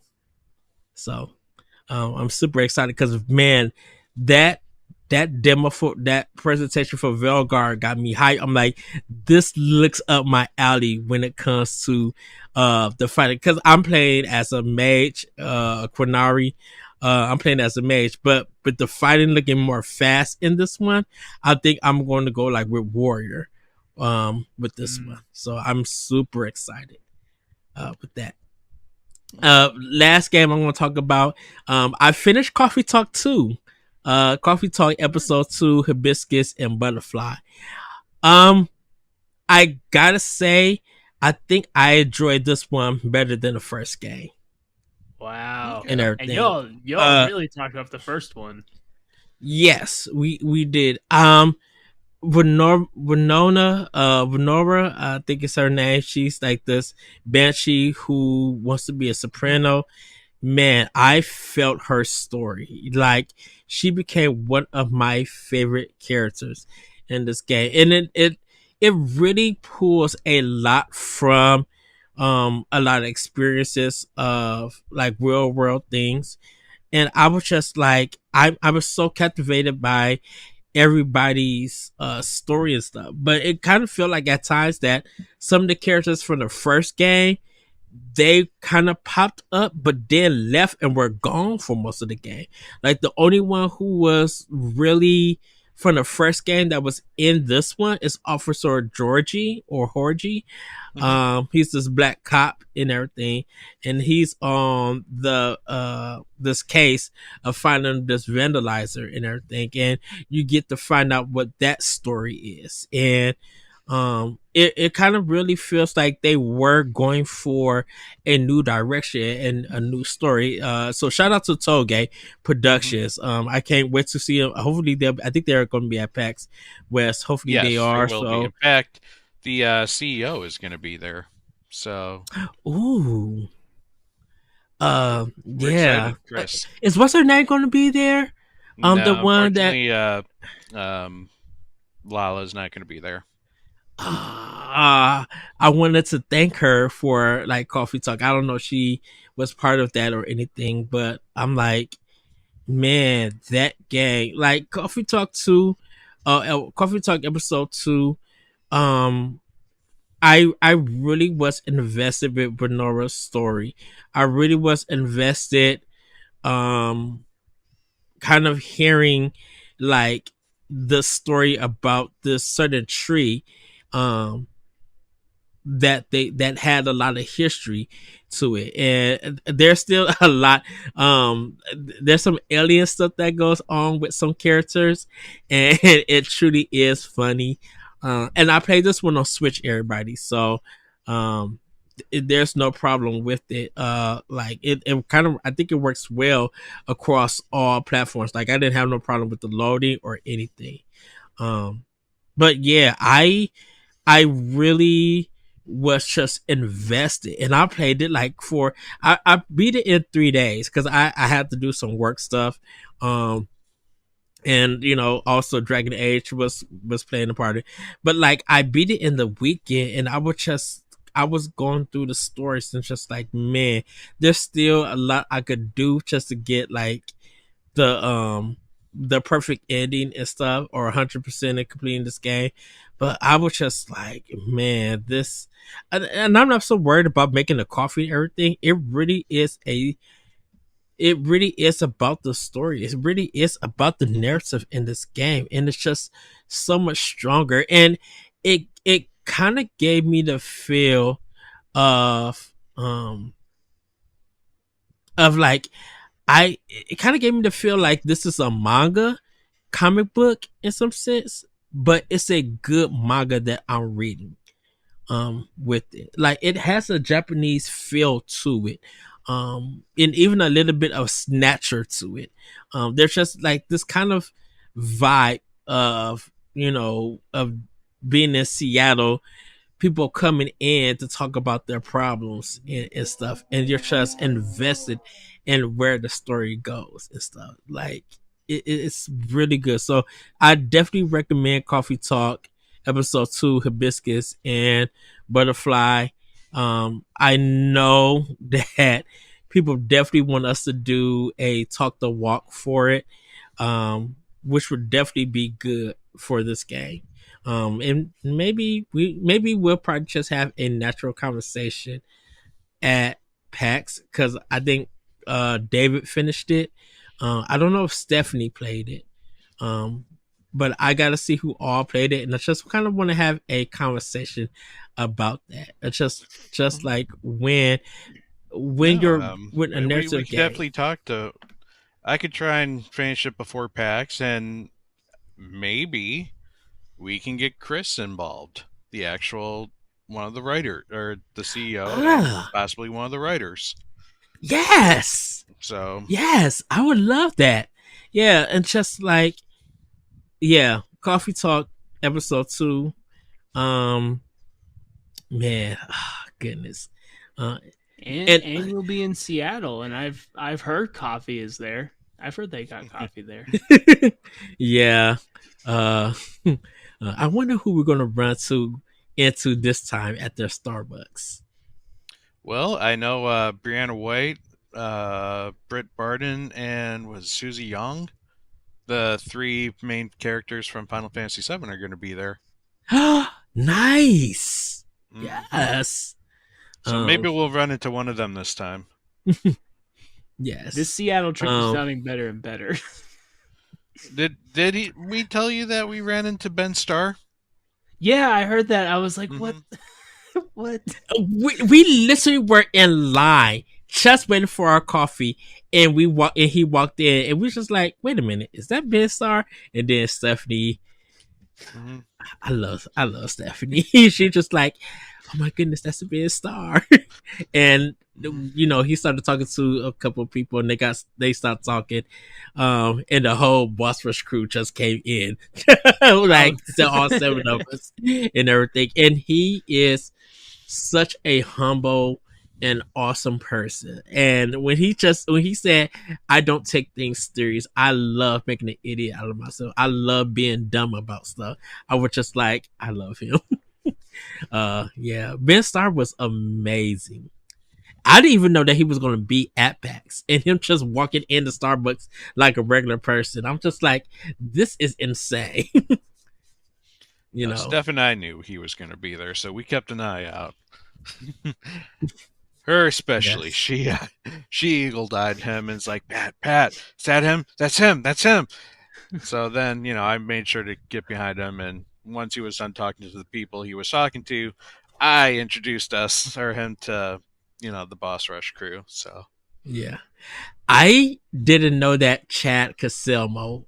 He used to be one of the writers and journalists at Destructoid. He then worked for Nintendo. Now he's at Square Enix. I didn't know that he was there doing Dawn Trail. If he was there and I would have saw him, I definitely would have went up to him and said hi. Because I love Chad. He's just literally amazing and everything. And if he's there at PAX, hopefully I get a chance to say hi soon. Well, I know Corey's going to be on Eagle Eye for Phil Spencer. He's going to be there for one day. On the first day, because he's the opening remarks person, or the storyteller, or whatever they call them. So I'm pretty sure he might be on the floor for that day too, hopefully. But it'd be so fun if he just walked in. If he just normally walked in to where we was at, or just like, hey guys, I'll be like, hello, Mr. Spencer. I would be like, this is huge, and just like, oh, we gotta talk to him. I'm like, I don't want to even talk to you about Xbox. I don't care about Game Pass. I don't care about anything about that. What I want to know is, it's just like, how was your gaming life as a kid? Like, that's what I want to know about. I want to know his gaming life now. That's always been like my interest with like these media people and stuff. It's like, how many hours of games do you actually get to play? Can't you see all the stuff he plays on Xbox though? Like if I think you can. He's a public you can friend him on Xbox. Also, I want his he had a certain T-shirt for not E3, for his summer direct for the Xbox showcase, and I want it. I'm probably going to ask him, where can I get some of your custom made Xbox clothes, because you guys don't sell them, and I kind of want to. He'll probably laugh about that. I was just like, I know I'm on Nintendo, and I want everything like literally what Anuma wears. I'm like, I want that shirt, and then they'll sell it. I was just like, I wonder for Xbox, where can I get these shirts at, because they're so cool. Like, some of the Xbox fashion is really dope, and I'm just like, I need to order this. I want it. You know what's funny is I can picture this like a hockey player getting off the ice and walking to the locker room, like where they run into that kid and then they just like take out their jersey and give it to them. I could just picture that with Phil, just Eddie being like, I want that shirt, and Phil just takes it off his sweaty back and gives it to him. I was just like, He's probably gonna have some like Eternal Odyssey shirt on, like kind of like hinting at, oh yeah, we're gonna get a new game. He's And then, already know if he already know that I'm just like, you know what? We just need a remake of Lost Odyssey or a sequel. I don't care who you will have to work with to get it done. I know I told you that we're not going to talk Sakaguchi is about like, no, that he's like, I'm not going back to Odyssey. I'm not going back to Blue Dragon. He said that already because I know that was something people brought up. I one thing I definitely would give Phil Spencer props for, and I would tell him this if I ever said it. I was just like, how did y'all come up with some of the soundtracks for Forza Horizon 4? Because it's literally one of my favorite Xbox games, and the music in that game is bangers. I don't know who was the music director that chose a lot of these licensed songs, but man, like Forza Horizon 4 is just so good. 5 is okay. I gotta play Motorsport, but like Forza Horizon 4, I'm like, oh, good googly moogly. And Gears 5, that game is ridiculously looking good. I'm like, y'all did this on Xbox One? Really? Insane on how good that game looks. and then ask Phil Spencer, why is Forza Horizon 4 taken off the store? Licensing, that's all. Just say you picked that music, get the license back up. Pick it again. So, and definitely I would ask them, I'm just like, thank you for working with Nintendo. And just having I really would just tell them, like, thank you for just having a good relationship with Nintendo. Like, I know, I don't care if people call y'all competitors or whatever. I know it's all business and stuff, but I'm like, I love when y'all two work together and stuff comes out. I think it's one of the coolest things in gaming. So I'm like, I would just give them props for that. But everybody, Dragon Age Inquisition and Coffee Talk, Biscuits and Butterflies. So that's what I've been playing. I am gonna get back into some more Nintendo games. But I'm just trying to finish Dragon Age Inquisition, and then I did start Persona 3 Portal on Switch. Okay. So I'm going to be getting back into that. I will say this, because I also got Persona 4 Golden. I did beat Persona 3, but I beat Fez. I never got to beat Portal. So I got to see what the changes are for that game. And then biggest change is the female character. If you're playing Portal, you play as the female main character for Portal. Okay. Yeah, so that is the biggest change. Otherwise, you're just playing Fez again without the ending story. Okay. Yeah. Well, everybody, it's time for Femi News. That was a huge Play with Power section. I love that.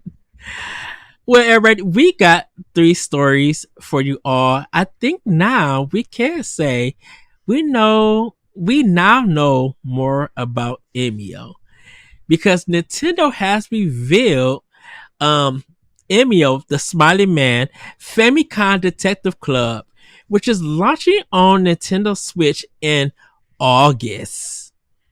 This is crazy. This story comes from Nintendo Life. And it reads, after a cryptic teaser that left us all asking who is Emio, Nintendo has given us the answer. Emio, the Smiling Man Famicom Detective Club, will be bringing the mystery to Switch on August 29th. Now, they did re-release, or I should say, they did remake these games from the Famicom Detective Club, which came out a couple of years ago. And I was shocked that this was happening. It's been like 30 years since there's been a new game in the Famicom Detective Club series. And this is from the creator of Metroid, Yoshio Sakamoto. So literally after he did Metroid Dread, his team started working on this game for it. And just to give you guys an idea of what the game is going to be about, they did provide a little bit story rundown of it. It says a student has been found dead. His head was covered with a paper bag with a eerie smiling face drawn on it. Much like the victims of Emio, the Smiling Man, a killer or urban legend who was said to place such a bag over his victim's head. As an assistant private investigator, you are tasked with helping police solve this crime, which is reminiscent of a series of unsolved murders from 18 years ago. Has a serial killer returned, or is this the work of a copycat? Are these crimes inspired by the Smiling Man story, or the origins of it?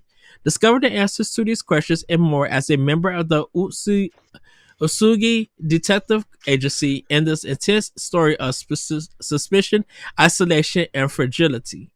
Explore an interactive drama full of interesting characters. Continue the adventure of the Utsugi Detective Agency with the return of familiar characters, including the returning protagonist from previous games and Ayumi Tachibana, who is now playable in certain sections of the game for the first time in the series. So, I played the remakes of these games, the Famicom Detective Agency, the Missing Air, and there's another one, and they are like visual novels, and everything. But while also being an adventure game, and which is really good. All of them was voiced in Japanese, with like subtitles. So they're probably gonna do the same thing with this one. Uh, I don't know if you guys played it. I Yeah. didn't know about. Oh, you played it, Pat? Okay. Mhm. Um, I didn't know about the series until they showcased these in the Nintendo Direct, and they were just like, "Oh, it's a new." I thought it was a new series, and they're just like, "No, this is a remake of their old game for the Famicom." I'm like, no one with any Nintendo history has talked about this game at all, or the series. I never knew about it. Yeah, no, it never made it to America until they re-released it for the Switch. Yeah.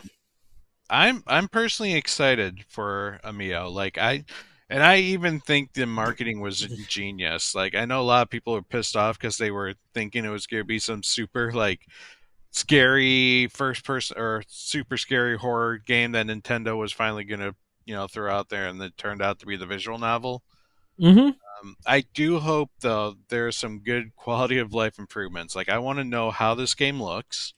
I want to know how this plays, because my issue with the original ones was you literally have to, like, you have all these areas you could go to, and you literally have to find the one area with the one person to present the one little piece or press them so many times before it unlocked the ability to move on with the story.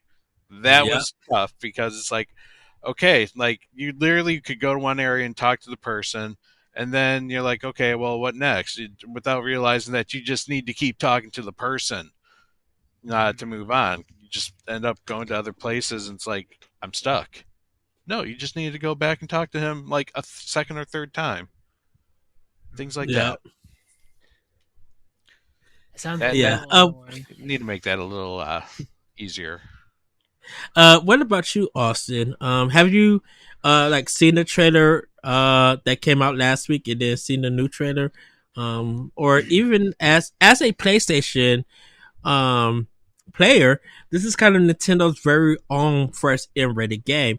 Uh, I kind of want to know what your thoughts about it. Because I was just like, I wonder what PlayStation players are going to say about this. I want to actually know also about what Xbox players think about this, about Nintendo having their own M-rated game in America, I should say. Well, I mean, I wouldn't say that I'm pissed off, but I would say I would be a little disappointed that it wasn't going to be like the third person or first person horror game, because I love horror games. It's one of my favorite genres of games. It's probably my top three. And I would say, with Resident Evil's been great, but with Silent Hill and Limbo, Alone in the Dark ended up not selling well. Evil Within's gone. It's not coming back, I'm sure. So with Tango Games being shut down, so for me, I was like, all right, let's see if Nintendo can bring that horror. I would be so interested in what a Nintendo horror game would be like.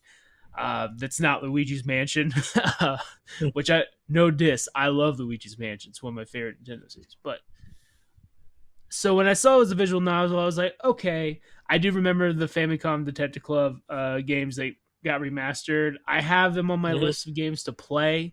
I just haven't. I don't play visual novels unless they're horror or extremely messed up. Danganronpa being one of my favorite series of all time. I love those games. Or Doki Doki Literature Club being one of my favorite visual novels. What was there's another, the people who made Danganronpa made a game for the Switch. Raincoat. Master Detective Archives.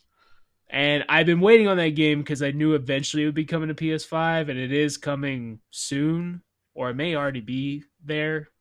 I'm not quite sure. It's coming soon still. It's coming soon. So I've been waiting on that one to come to PS5 because I'm trophy boy. But so I will check this game out. The stuff that Pat is saying about the remakes of the old ones makes me kind of not want to play them. That does annoy me. You might have to find a walkthrough to find the actual like pressing points. It's a good story. The stories are good, but it's frustrating if you go into it blindly and you're trying to figure out how to get it to move forward. Yeah, and my patience level is low, but I was really excited when the preview came out. I was like, all right, I'm all in. This will be a day one Nintendo. If Nintendo come out with their own like Resident Evil type game, that would be a day one buy for me. I'd be all in for it. With it being a visual novel, it lessens the excitement, but I am interested, and I think the creature. Like the horror character looks awesome. The screenshots I looked on the store look really cool. So yep. I'd be all down, but being a visual novel, it's not high on my list as much as it would have been if it was something else. I think for me it's that, like I was saying to Corey, I thought it would be like something Fatal Frame related. That it was going to be Fatal Frame. Because if we want something horror from Nintendo, they're going to go outside of it, because I would expect like Eternal Darkness 2. You know, the Eternal Darkness series belongs to Nintendo, even though Silicon Knights developed it. So I would think that, you know, M-rated Eternal Darkness 2 would like be the game or be something like that. But I actually, when I first seen it, I thought it was literally Fatal Frame. It had Fatal Frame vibes to it and everything. You know, seeing this man in a bag and his like business outfit, it really spoke Japanese horror. So when I think of that with Nintendo, only thing I could go to is Fatal Frame and everything, but it wasn't that. You know what franchise would be good if Nintendo? That it's a franchise that I feel like if Nintendo wanted to completely change its direction, it would make a very good horror game. Pikmin. Yeah. All those giant ass creatures chasing you around, trying to survive. Yeah. Like watching Pikmin just like get eaten up in like a gory fashion. Yeah, I was gonna say have the Pikmin be like a bunch of dead souls. Like what are those things from Little Mermaid? You know, like the little like algae creatures or whatever. Yeah, just have a bunch of those instead. I could see. No, they'd be the little ghost Pikmin from number 4. I think that's what Pikmin 4, but the nighttime stuff. It's like I can see that. The Boo just make me laugh. Boo just makes me laugh, but but doing some of the levels, it does get like a little bit frightening. But I think the most frightening thing is the Two-Face from Super Mario Brothers 2 in US, when you get the key, the mask. Those are the horror elements. Those are the scary thing. Because the thing is, about it's just like, why are you chasing me? I want to throw the key. I don't want you on me. And you get the key and it knows where you're at, and it's just like, oh my goodness, I'm trying to get through this door. It's one of the challenges in the NES World Yeah, Championship thing. it's actually one of the ones they used for um the survival challenge this for Oh, this week. But Yeah. yeah, no, I know what you're talking about. And then when you like later on in the game when you see the locked door and you're like, damn it, there's going to be a key, which means there's a mask. And then when it starts chasing you, just like toss the key just to get it to go away. uh, So everybody, this Emio the Smiling Man Famicom Detective Club will launch on the Switch eShop for $49.99, and there's going to be a physical version, and that was confirmed by Nintendo's US site. But yeah, because the other versions, the remakes, they only got digital. So there's going to be physical one for this. I'm super excited. The crazy thing is that it releases on the day that we leave for PAX. yeah, maybe we can hit up So Discord. yeah, so I think, and I don't know if Nitty's gonna be at PAX West. I'll see, but I'm like, I, I, I'm not gonna buy it digitally. I think I'm gonna wait for the physical. But if Nintendo was ended up selling it at PAX or whatever, or if there is a store close to us, like a Target or something that we could go to, I think I would get it there. I would I say don't know that'd what the tax is. be a perfect game to play on the plane. Yeah. A visual novel, So visual novel action. yes.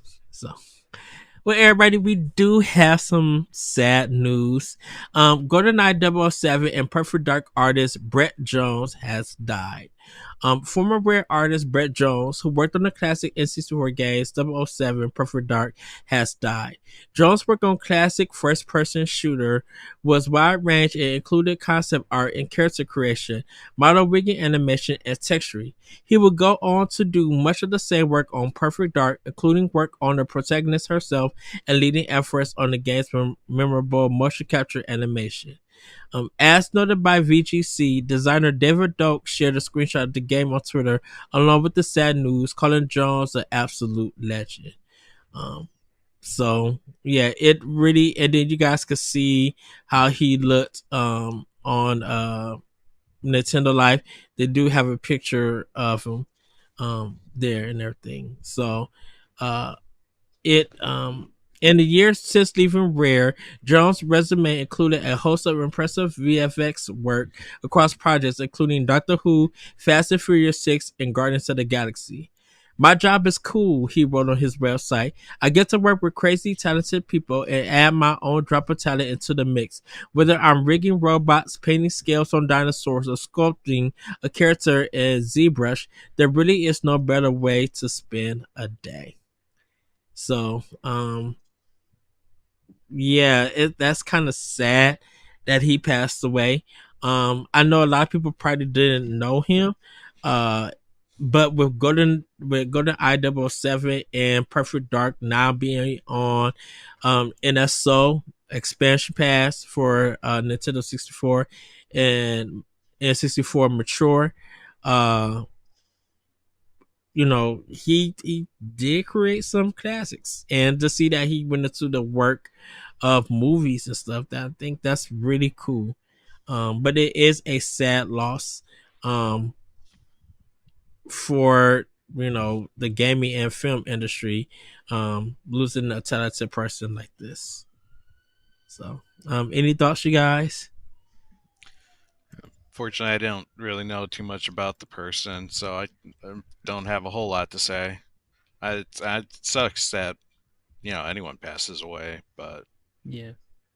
clearly they did leave their mark in the entertainment industry. Yeah. Yeah. And I'm a huge fan of the first Perfect Dark. I really like that game. But it just kind of brings humanity to the forefront, that like there are people behind all of the games that we play.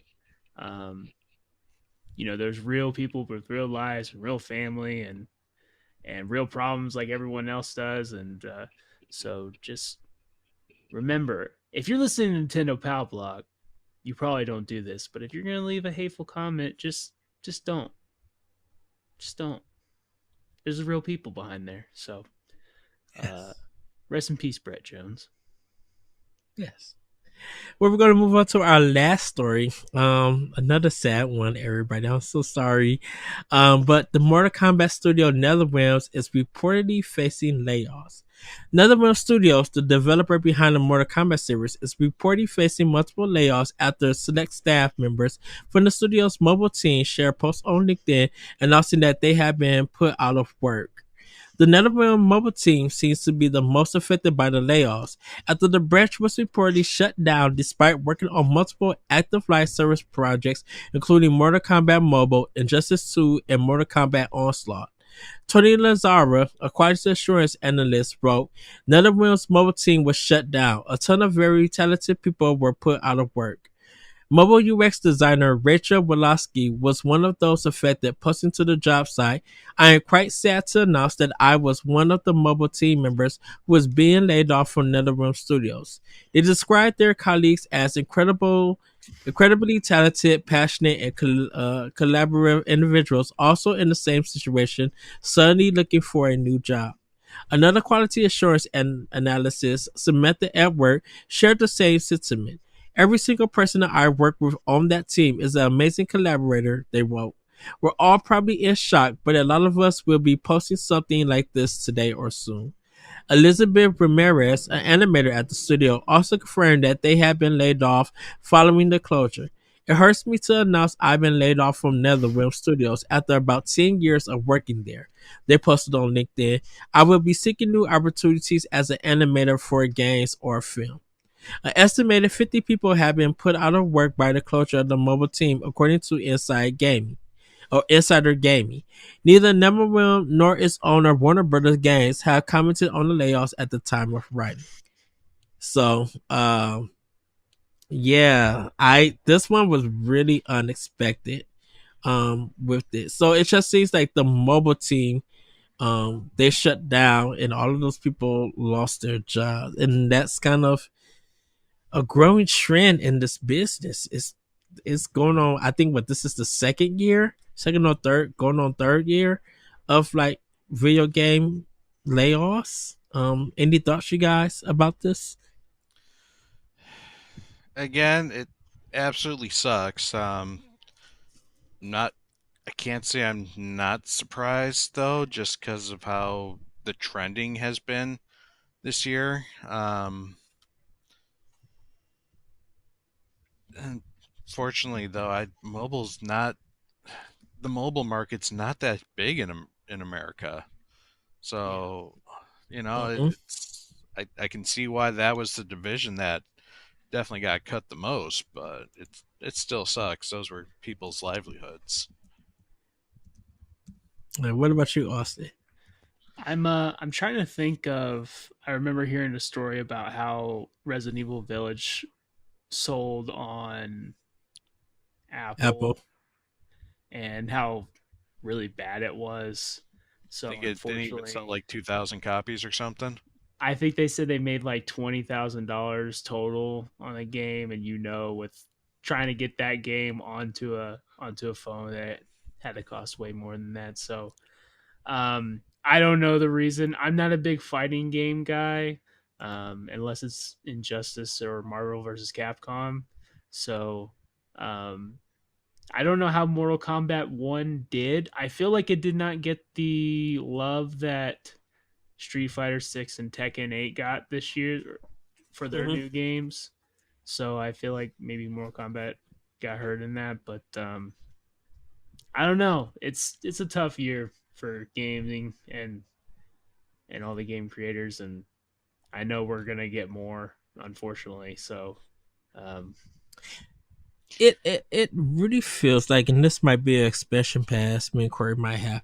It really feels like ever since that Nintendo pulled the dedicated handheld systems like the 3DS and Game Boy lineups, and like ever since that went away, and I'm excluding Switch in this conversation, um, because like ever since they pulled that it looks like the mobile market has gone downhill because there hasn't been no competition or ready to play. Now, Steam Deck and ROG Ally, that's kind of a different thing. But remember when DS came out, everybody thought that like it was going to fail and mobile game was going to be the way. And then DS literally stalled when people actually, when it clicked and it was getting games, people started understanding it. And it looks now that that kind of innovation with DS and 3DS and that's just that kind of gaming handheld has gone away. Mobile just doesn't seem more interesting for a game. You know, it's really just here in America though, because obviously mobile's huge Yeah. in Mm-hmm. Asia, especially because people are always on the go and they don't have the access to all the systems that we have. Like our friends over in Indonesia, they if they want to play mobile, they have a Steam Deck, you know, and they have a Switch, but they don't have anything like they don't have a PlayStation. I don't think they have Xbox over in Indonesia. Like it's got to be PC or Nintendo or mobile, which is Mm-hmm. where a lot of the games tend to get developed Mm. because it's everyone has a cell phone. And I think it's the lane of games too. Like mobile is like VR to me, where and like motion games where there's certain game like mobile. What I play on my phone is not a game. I'm not playing Final Fantasy on there. I'm not playing Resident Evil because those are games that I want to sit down and enjoy and not have distractions around. What I use Yeah. my phone for is Marvel Snap, like card games or Devolver Tumble Time, like real quick in and out type things. So the phone is not the way to go for that. And same for like VR.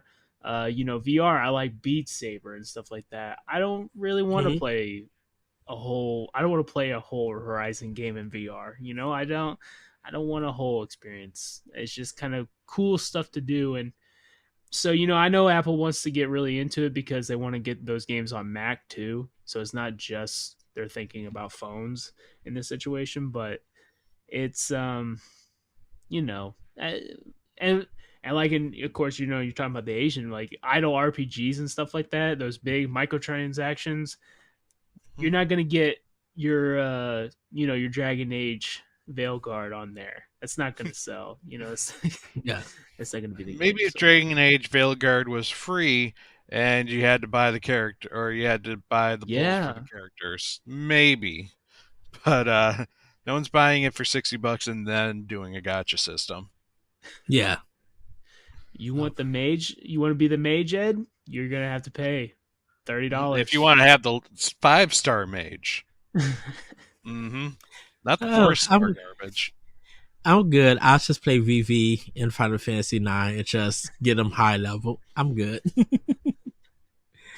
Uh, so, well, before we get into our next section, I gotta give a shout out to Shane Kelly.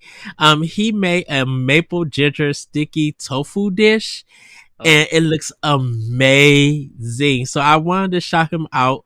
I kind of missed shouting him out for Snacktendo, but great work, Shane. Your meal looks amazing. The way that it was plated, great A, great A. is So that just on wanted to give Discord, Ed? Shane. Am I can I see that on Discord or is that on? It's on his Twitter. Okay, I'm gonna go look it up now. So I gotta see what's going on. yeah. I miss Shane. So I haven't touched Shane in a while either. I know I love him and I miss him too. Um, but we got a boss rush banter, and this one comes from Sam Reader. His boss rush banner: should we leave games uncompleted? And you guys go to bossrush.net to read his banter and give it a really good read. Leave some comments. Let them know what your thoughts on this topic. So I kind of want to ask you guys, like, what makes you leave a game? Um, it give me just two reasons why you would leave a game. Also, I'm gonna start with you. What are two reasons that you would leave a game Two uncompleted? reasons I I would should say. leave a game uncompleted. Well, so now when you say complete, is this meaning roll credits, or does this Uncompleted. mean That is you this never one like finished the game at all. You okay? got to a point and you dipped off. I would say the biggest one is time, especially with open world games. Far Cry 6 being a thing that could happen. You know, eventually I get to a point where I'm like, all right, I've done the same thing over and over again. There's nothing going on. There's nothing, no new abilities I'm excited about. Let's just get through the story and be done. Um, if the story's bad and I'm feeling that point, there and it really depends on how much I have invested. Like I remember one time, Mad Max on PS4. I had put so much time in that game. The game is fine, but I was like, all right, I'm this close to the platinum. Let's just keep going. And then 20 hours later, I was still going on that game. I was like, man, this game is taking forever. And then I had a broken bug where I couldn't get one item, and then I made sure that game never existed on my PlayStation ever again because it made me that mad. So stuff like that would be a killer for me. I've dropped games before that I knew that I would come back to, like say Starfield, for example. That was a game that I dropped because the whole time I was playing it, I was like, I kind of wish I was playing Skyrim or Fallout instead. Not a diss to the game. Like it had some interesting ideas, but I'm like, I don't think they finished this. I don't think it's finished the way they wanted it to go. So I'm just gonna drop it now, and I'm gonna come back because how many new characters have I made on Skyrim and Fallout? Dozens. So I know starting a second character on Starfield will be totally fine. So if I feel like the game is not worth my time, it's taking too long, that would be the one. And then the second one is just if I'm like, I don't feel like it's at its full potential. And some of those games I don't come back to. I'm trying to think of the last game I really dropped. I really like to commit to games and finish them. Some I do drop because of difficulty. I eventually get to a point on platformers where I'm like, all right, I think I'm good. I think I'm done. There's some levels in Cuphead that almost made me just pull my hair out. So I get to those points eventually, but I really try to see. I'd say I'd finish, especially within the last 4 or 5 years. I probably finished 80% of the games that I put at least a few hours into. If I put only 2 hours into it, I don't even count it. That's just like, that's just whatever. So. Okay. What about you, Pat? What 2 reasons do you leave a game uncompleted? My biggest reason is if a game frustrates me and I'm not finding it fun anymore. That is the easiest reason for me to just leave a game unfinished. And honestly, the other reason is I think something else that caught my attention is just kind of pulled my interest away. Yeah, that's a good point. I mean, good point. Especially when like you get multiple releases like all at once. It's like you're playing something and then I'd like to at least try my new stuff, and keep myself relevant.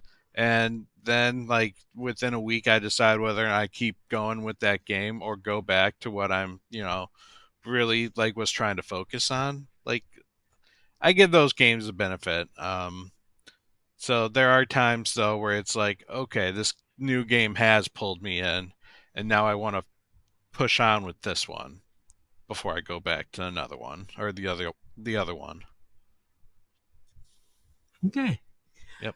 For me, it's definitely if a game feels like a washing machine game and they keep doing the same thing over and the main character is annoying and it's designed that way in a sense.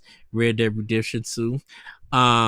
Whoa. I literally just be like, this is annoying. And I You was just had- like, you know what? You had the Go ahead. first letter right and the last number right. It's Rage 2. Rage 2 was a game like that I was like, I got 5 hours into that and busted many enemy camps, and I'm like, I feel nothing from this game. Like, So, people say you know what? Ubisoft games are dull. This game is the Huh? dullest game I've ever played. So- it was pretty Rage- dull. So yeah, Rage 2 is a washing machine game. I will give you that. But I think it's just like when you get the shotgun and you start playing it like Contra, it gets a little bit fun. Or you're able Little to bit. get through it. Trust me. You got- I got through Rage. Trust me, I got through Rage 2. I know it's a washing machine game, but I got through that game and kind of being creative with some of the kills and stuff. But I got through that game. It's okay. It's not bad, even though it is a washing machine game. Red Dead Redemption 2, and this is not going to be no hate on to Rockstar, but it really got annoying with this main character. Leave. If you want to leave, leave. You keep complaining about that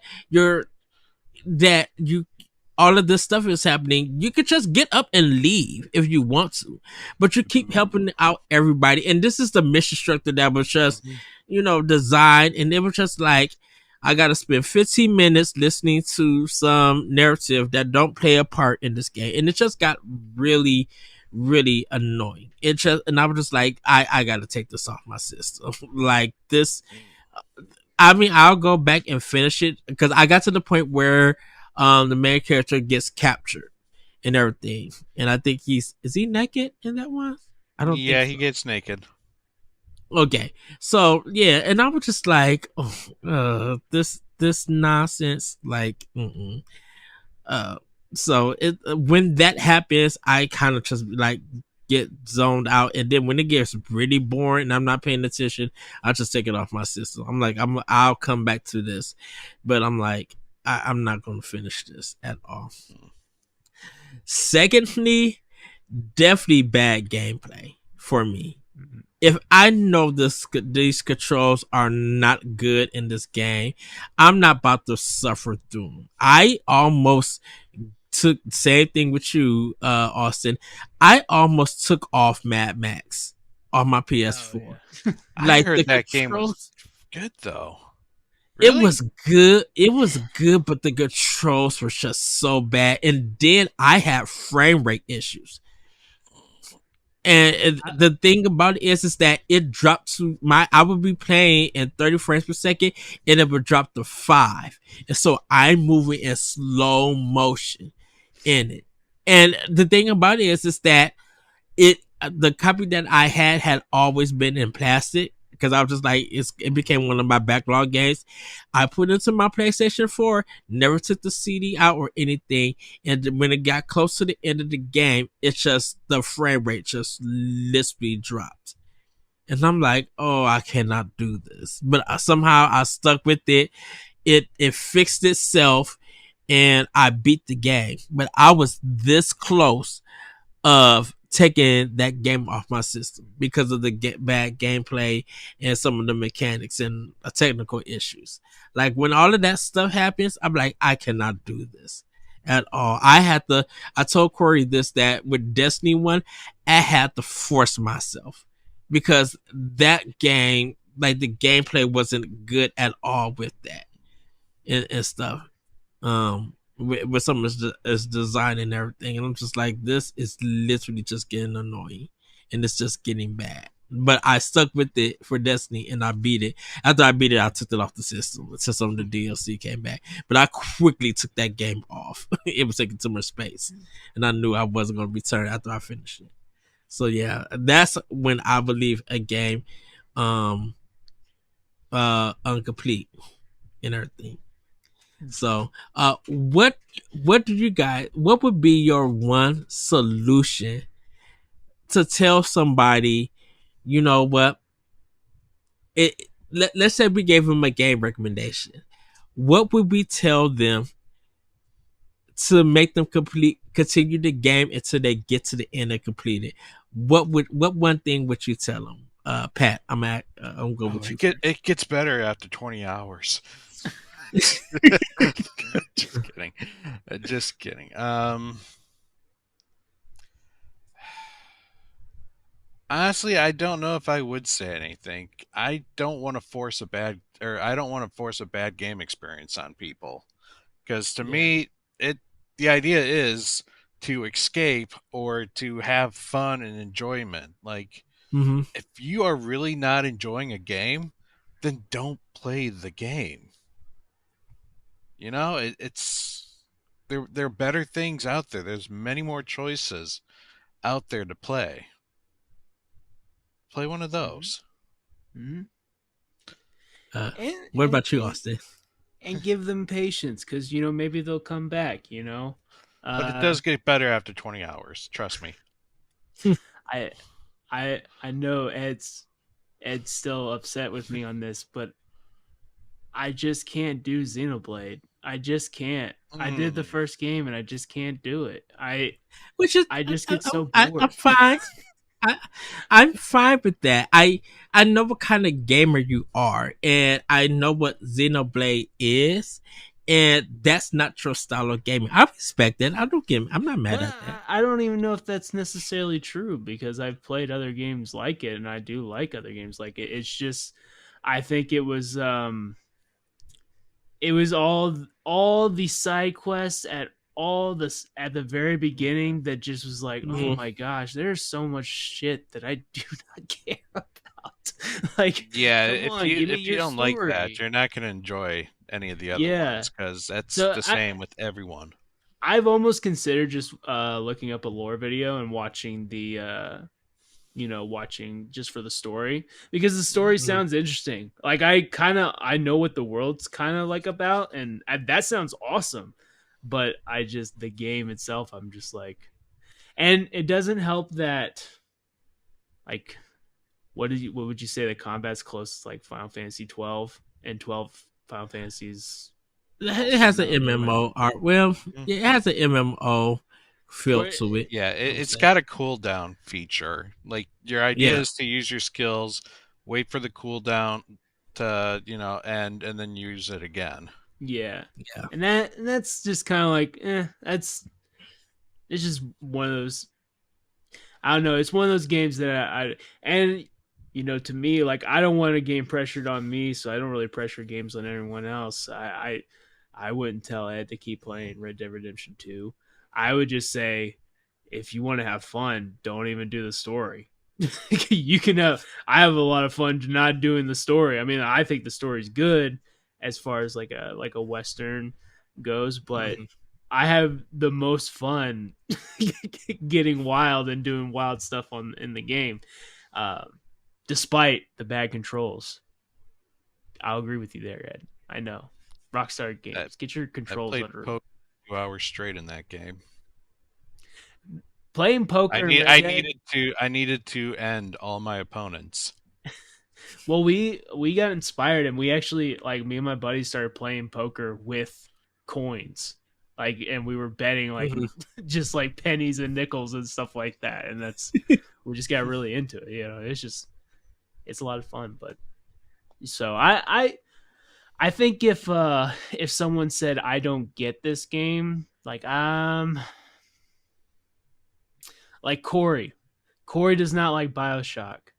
And I would say, I can understand that, because there are times, like, I have played that game dozens of times. It's my favorite franchise of all time. But I can understand, because as soon as I get to one of the water puzzles, I'm like, oh my God, I don't want to do this.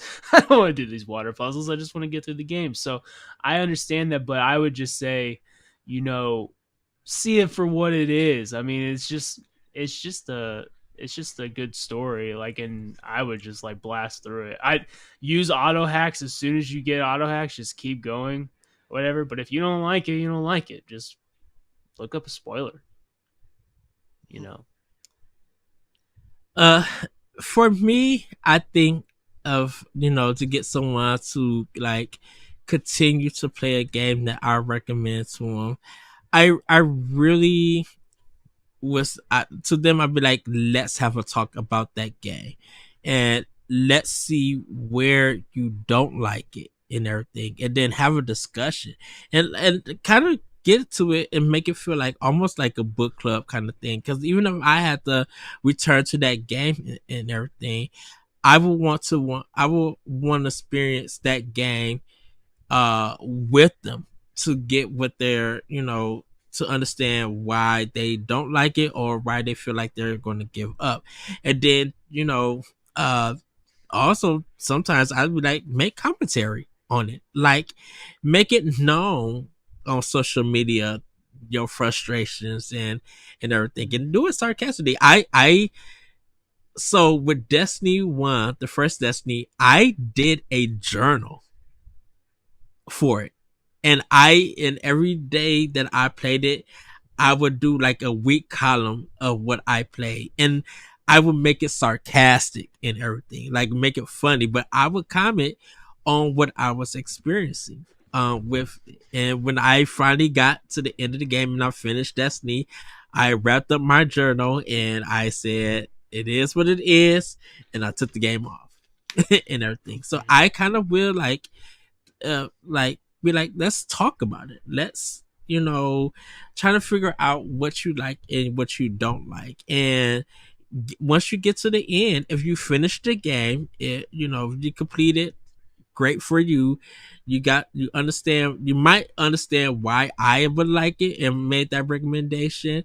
But if it's not gelling with you, but yet you worked hard to get through it because you want to see how it ends for yourself without looking on YouTube or anything, then you can just like, I experienced it. That was good enough for me. I'll never play games like this again. Yeah. Well, and the other thing is I would want to know what the person is like not into. Like 2 examples. If someone doesn't like JRPGs, I'm not gonna like recommend like I Am Setsuna or something like that. A real down to earth JRPG. But I might say if you like anime and teenage drama and stuff like that, then and a life simulator, then like Persona could be a game for you. Do you like anime titties? Yeah. And if you play those games, you're like, oh, I can deal with JRPGs. Then you get them into like something else along the way. Like, the other way is... tell you, Neptunia. Now let me show you Fire Emblem 3 Houses. Now, oh, good. Now I would clock some people about stuff like that to be like, okay, so you don't like JRPGs, but you do play a lot of games that have those elements in it. And so that's what I think. That's where I kind of get confused in everything. That I can understand people don't like grinding, yeah. But if they're playing like a live online service, most of the time you're grinding in that game. You're working hard to get the best.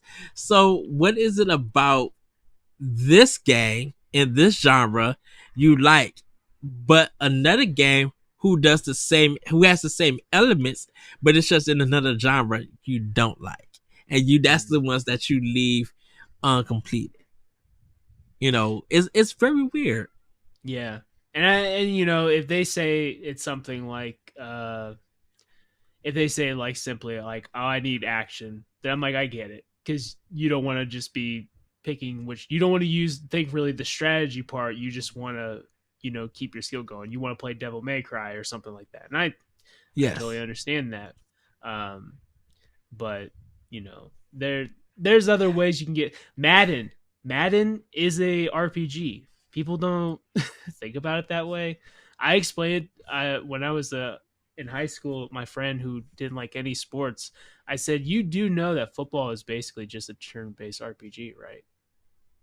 And then I started pointing things out to him, and he's like, oh yeah, this is just like an RPG. I'm like, yeah, everyone's got their own special skills. You pick 2 different sets at one time, you play it out. There is of course physical attributes to it, but it really is just like a chess game. It's like any other strategy type game. I think that's why I'd call it a tactical RPG. Yeah. Yeah. Maybe an RTS. I think that's why I get on Soul players to be like, I love hard challenging games, you know.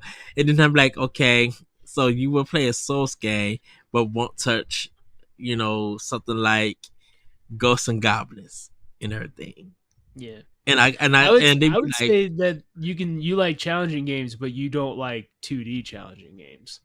So it's not like you like all challenging games. You just like this certain type of challenge games. mm, The big difference between a Souls and Ghosts and Goblins is the progression. Yes. Ghosts and Goblins puts you right back at the beginning. Souls is wherever the last bonfire you touched. But you keep your level, you keep your items, you just lose your souls. Unless you go and grab them again. So I think, Ghosts and Goblins would be a little more challenging.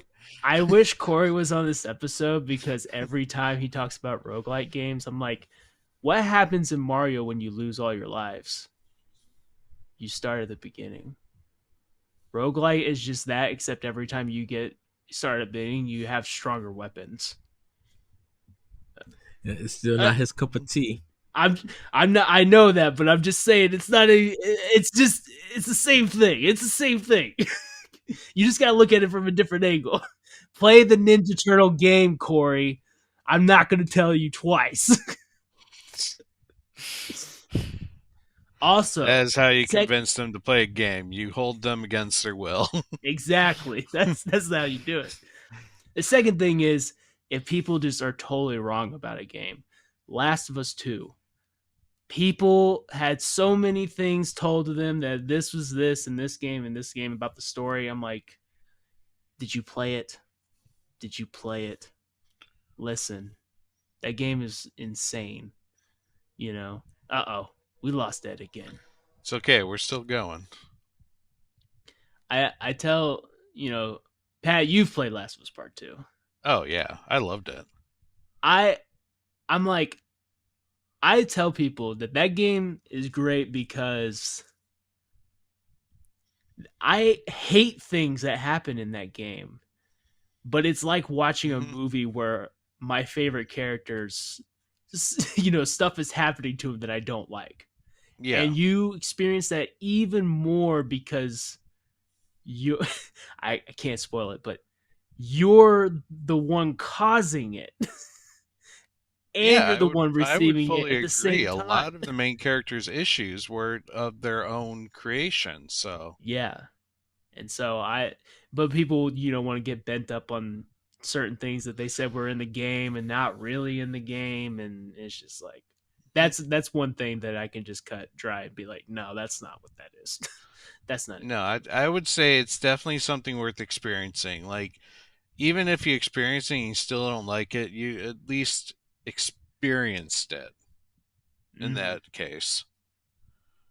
Like, Last of Us Part 2 is a hard game, not like challenging, but it deals with hard topics, and it's something that you probably don't play necessarily for the enjoyment. You played it for the experience. Yeah. I actually, and that actually, now that I think about Last of Us Part 2, I played it differently than I played 1, where 1 I played it more like a survival and was like really trying to sneak around. And in 2, I just went hog wild and just like, I didn't even try sneaking around. My rage consumed me. I'm just gonna I'm gonna go in, I'm gonna start firing. I'm not gonna try to sneak around. I'm gonna have to run and dodge it. And I had more fun playing the game that way than I did sneaking around. So maybe that's another thing too that you can tell people, like, if you're just playing a game, play a game a different way. A strategy game, there's multiple ways you can play it. A JRPG, there's probably a better way to play it, but you can always do different builds and stuff like that. And despite what people say in Souls games, there are different ways to playing it. Yeah. But if you don't play it naked and with a stick, then you're playing it wrong. But there are other ways to play it. Yeah, I play magic builds. I full on just be like, hey, look, I'm here to just have fun. I just want to knock down some bad guys and see some, like Bloodborne. I just love the Mhm. aesthetic of the whole game. I don't care how I beat it. I just want to see it. I Oh would yeah. watch it if I couldn't play the game. I would just watch someone play it. I accidentally loaded my last save, and I Oh lost no. all 3 of those hours. Oh no. And I was like, ugh. And so I haven't been back since that Saturday. But I have that game so like as soon as I get to the level, I'm like, oh yeah, I remember this. And so it doesn't Hmm. take long. It's just really annoying. Yeah, especially because you got all the collectibles. Well, everybody, that was a good banter that we had a good discussion. Thank you, Pat. Thank you, Austin. We're going to get into Pack Watch. We just got only 2 games. Coming on July 25th is Arranger. Arranger, a world puzzling adventure, follows the story of Gemma, a small time misfit on a journey of self discovery. Venturing out beyond her stiffening cozy confines, she finds an expiring world, but also one ruled by fear and a strange, immovable, static force. Can she disrupt a culture of stagnation and find a place to fit into it? Gameplay takes place on a unique, interconnected grid that spans the entire world, snappily uniting movement, exploration, and combat. When Gemma moves, the world moves with her, creating both a playful sense and chaos in a regular stream of small, thoughtful puzzles that twist and play with the central mechanic. Also on July 25th, Mist of Noya. Mist of Noya is a survival game with many RPG elements. Fight factions that evolve over the days and bizarre monsters that will terrify you at night. Strengthen your base by rescuing survivors from around the world.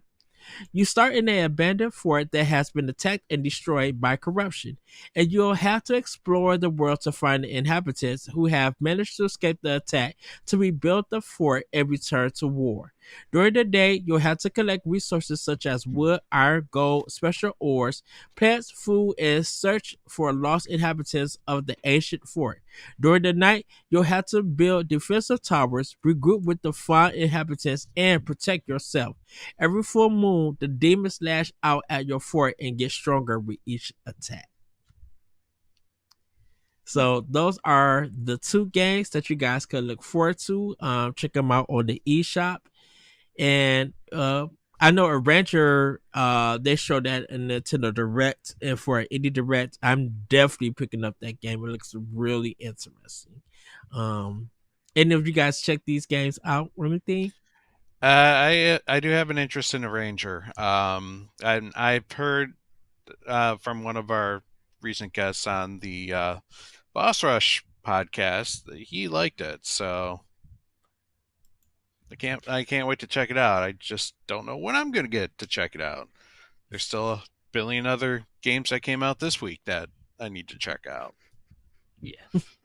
I might get to a Ranger. I played a game sort of similar to it called Carto, which is about a cartographer where you change the map basically. And that game was pretty cool. So maybe I'll check out a Ranger. But yeah, there's way too much on my list for me to get to it anytime soon. Yes. So those are the games that are coming out, so you guys could check them out. We didn't get no questions for question block, but I really want to thank you, Austin. I want to thank you, Pat. Thank you guys for joining me on this hectic ride of Nintendo Pow Block. Great discussions. Austin, where can people find you?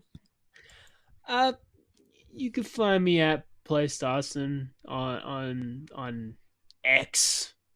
Ooh, X. And Instagram and whatever. I don't really post a whole lot.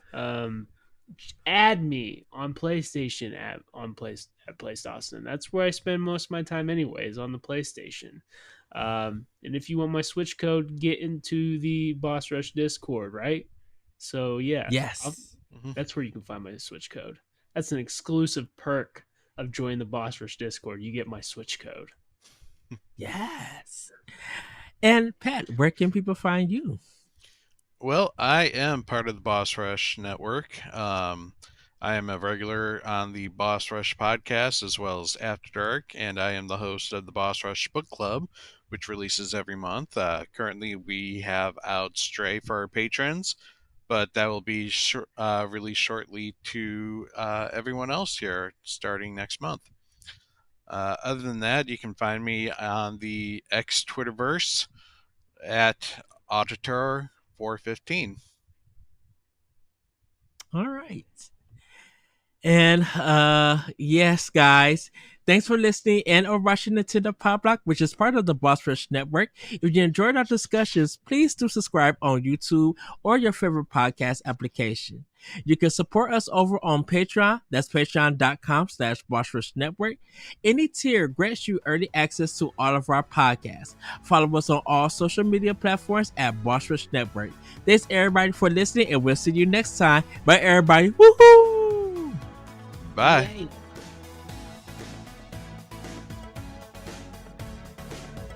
If you want to see how you can become a Patreon producer, head on over to patreon.com/BossRushNetwork. The Patreon producers for this month are Adriel Munger, Austin Campbell, Celeste Roberts, Christian S., Sana Deering, Francisco Santillan, Matthew Keel, and Todd Oxtra. Thanks for your continued support of the Boss Rush Network.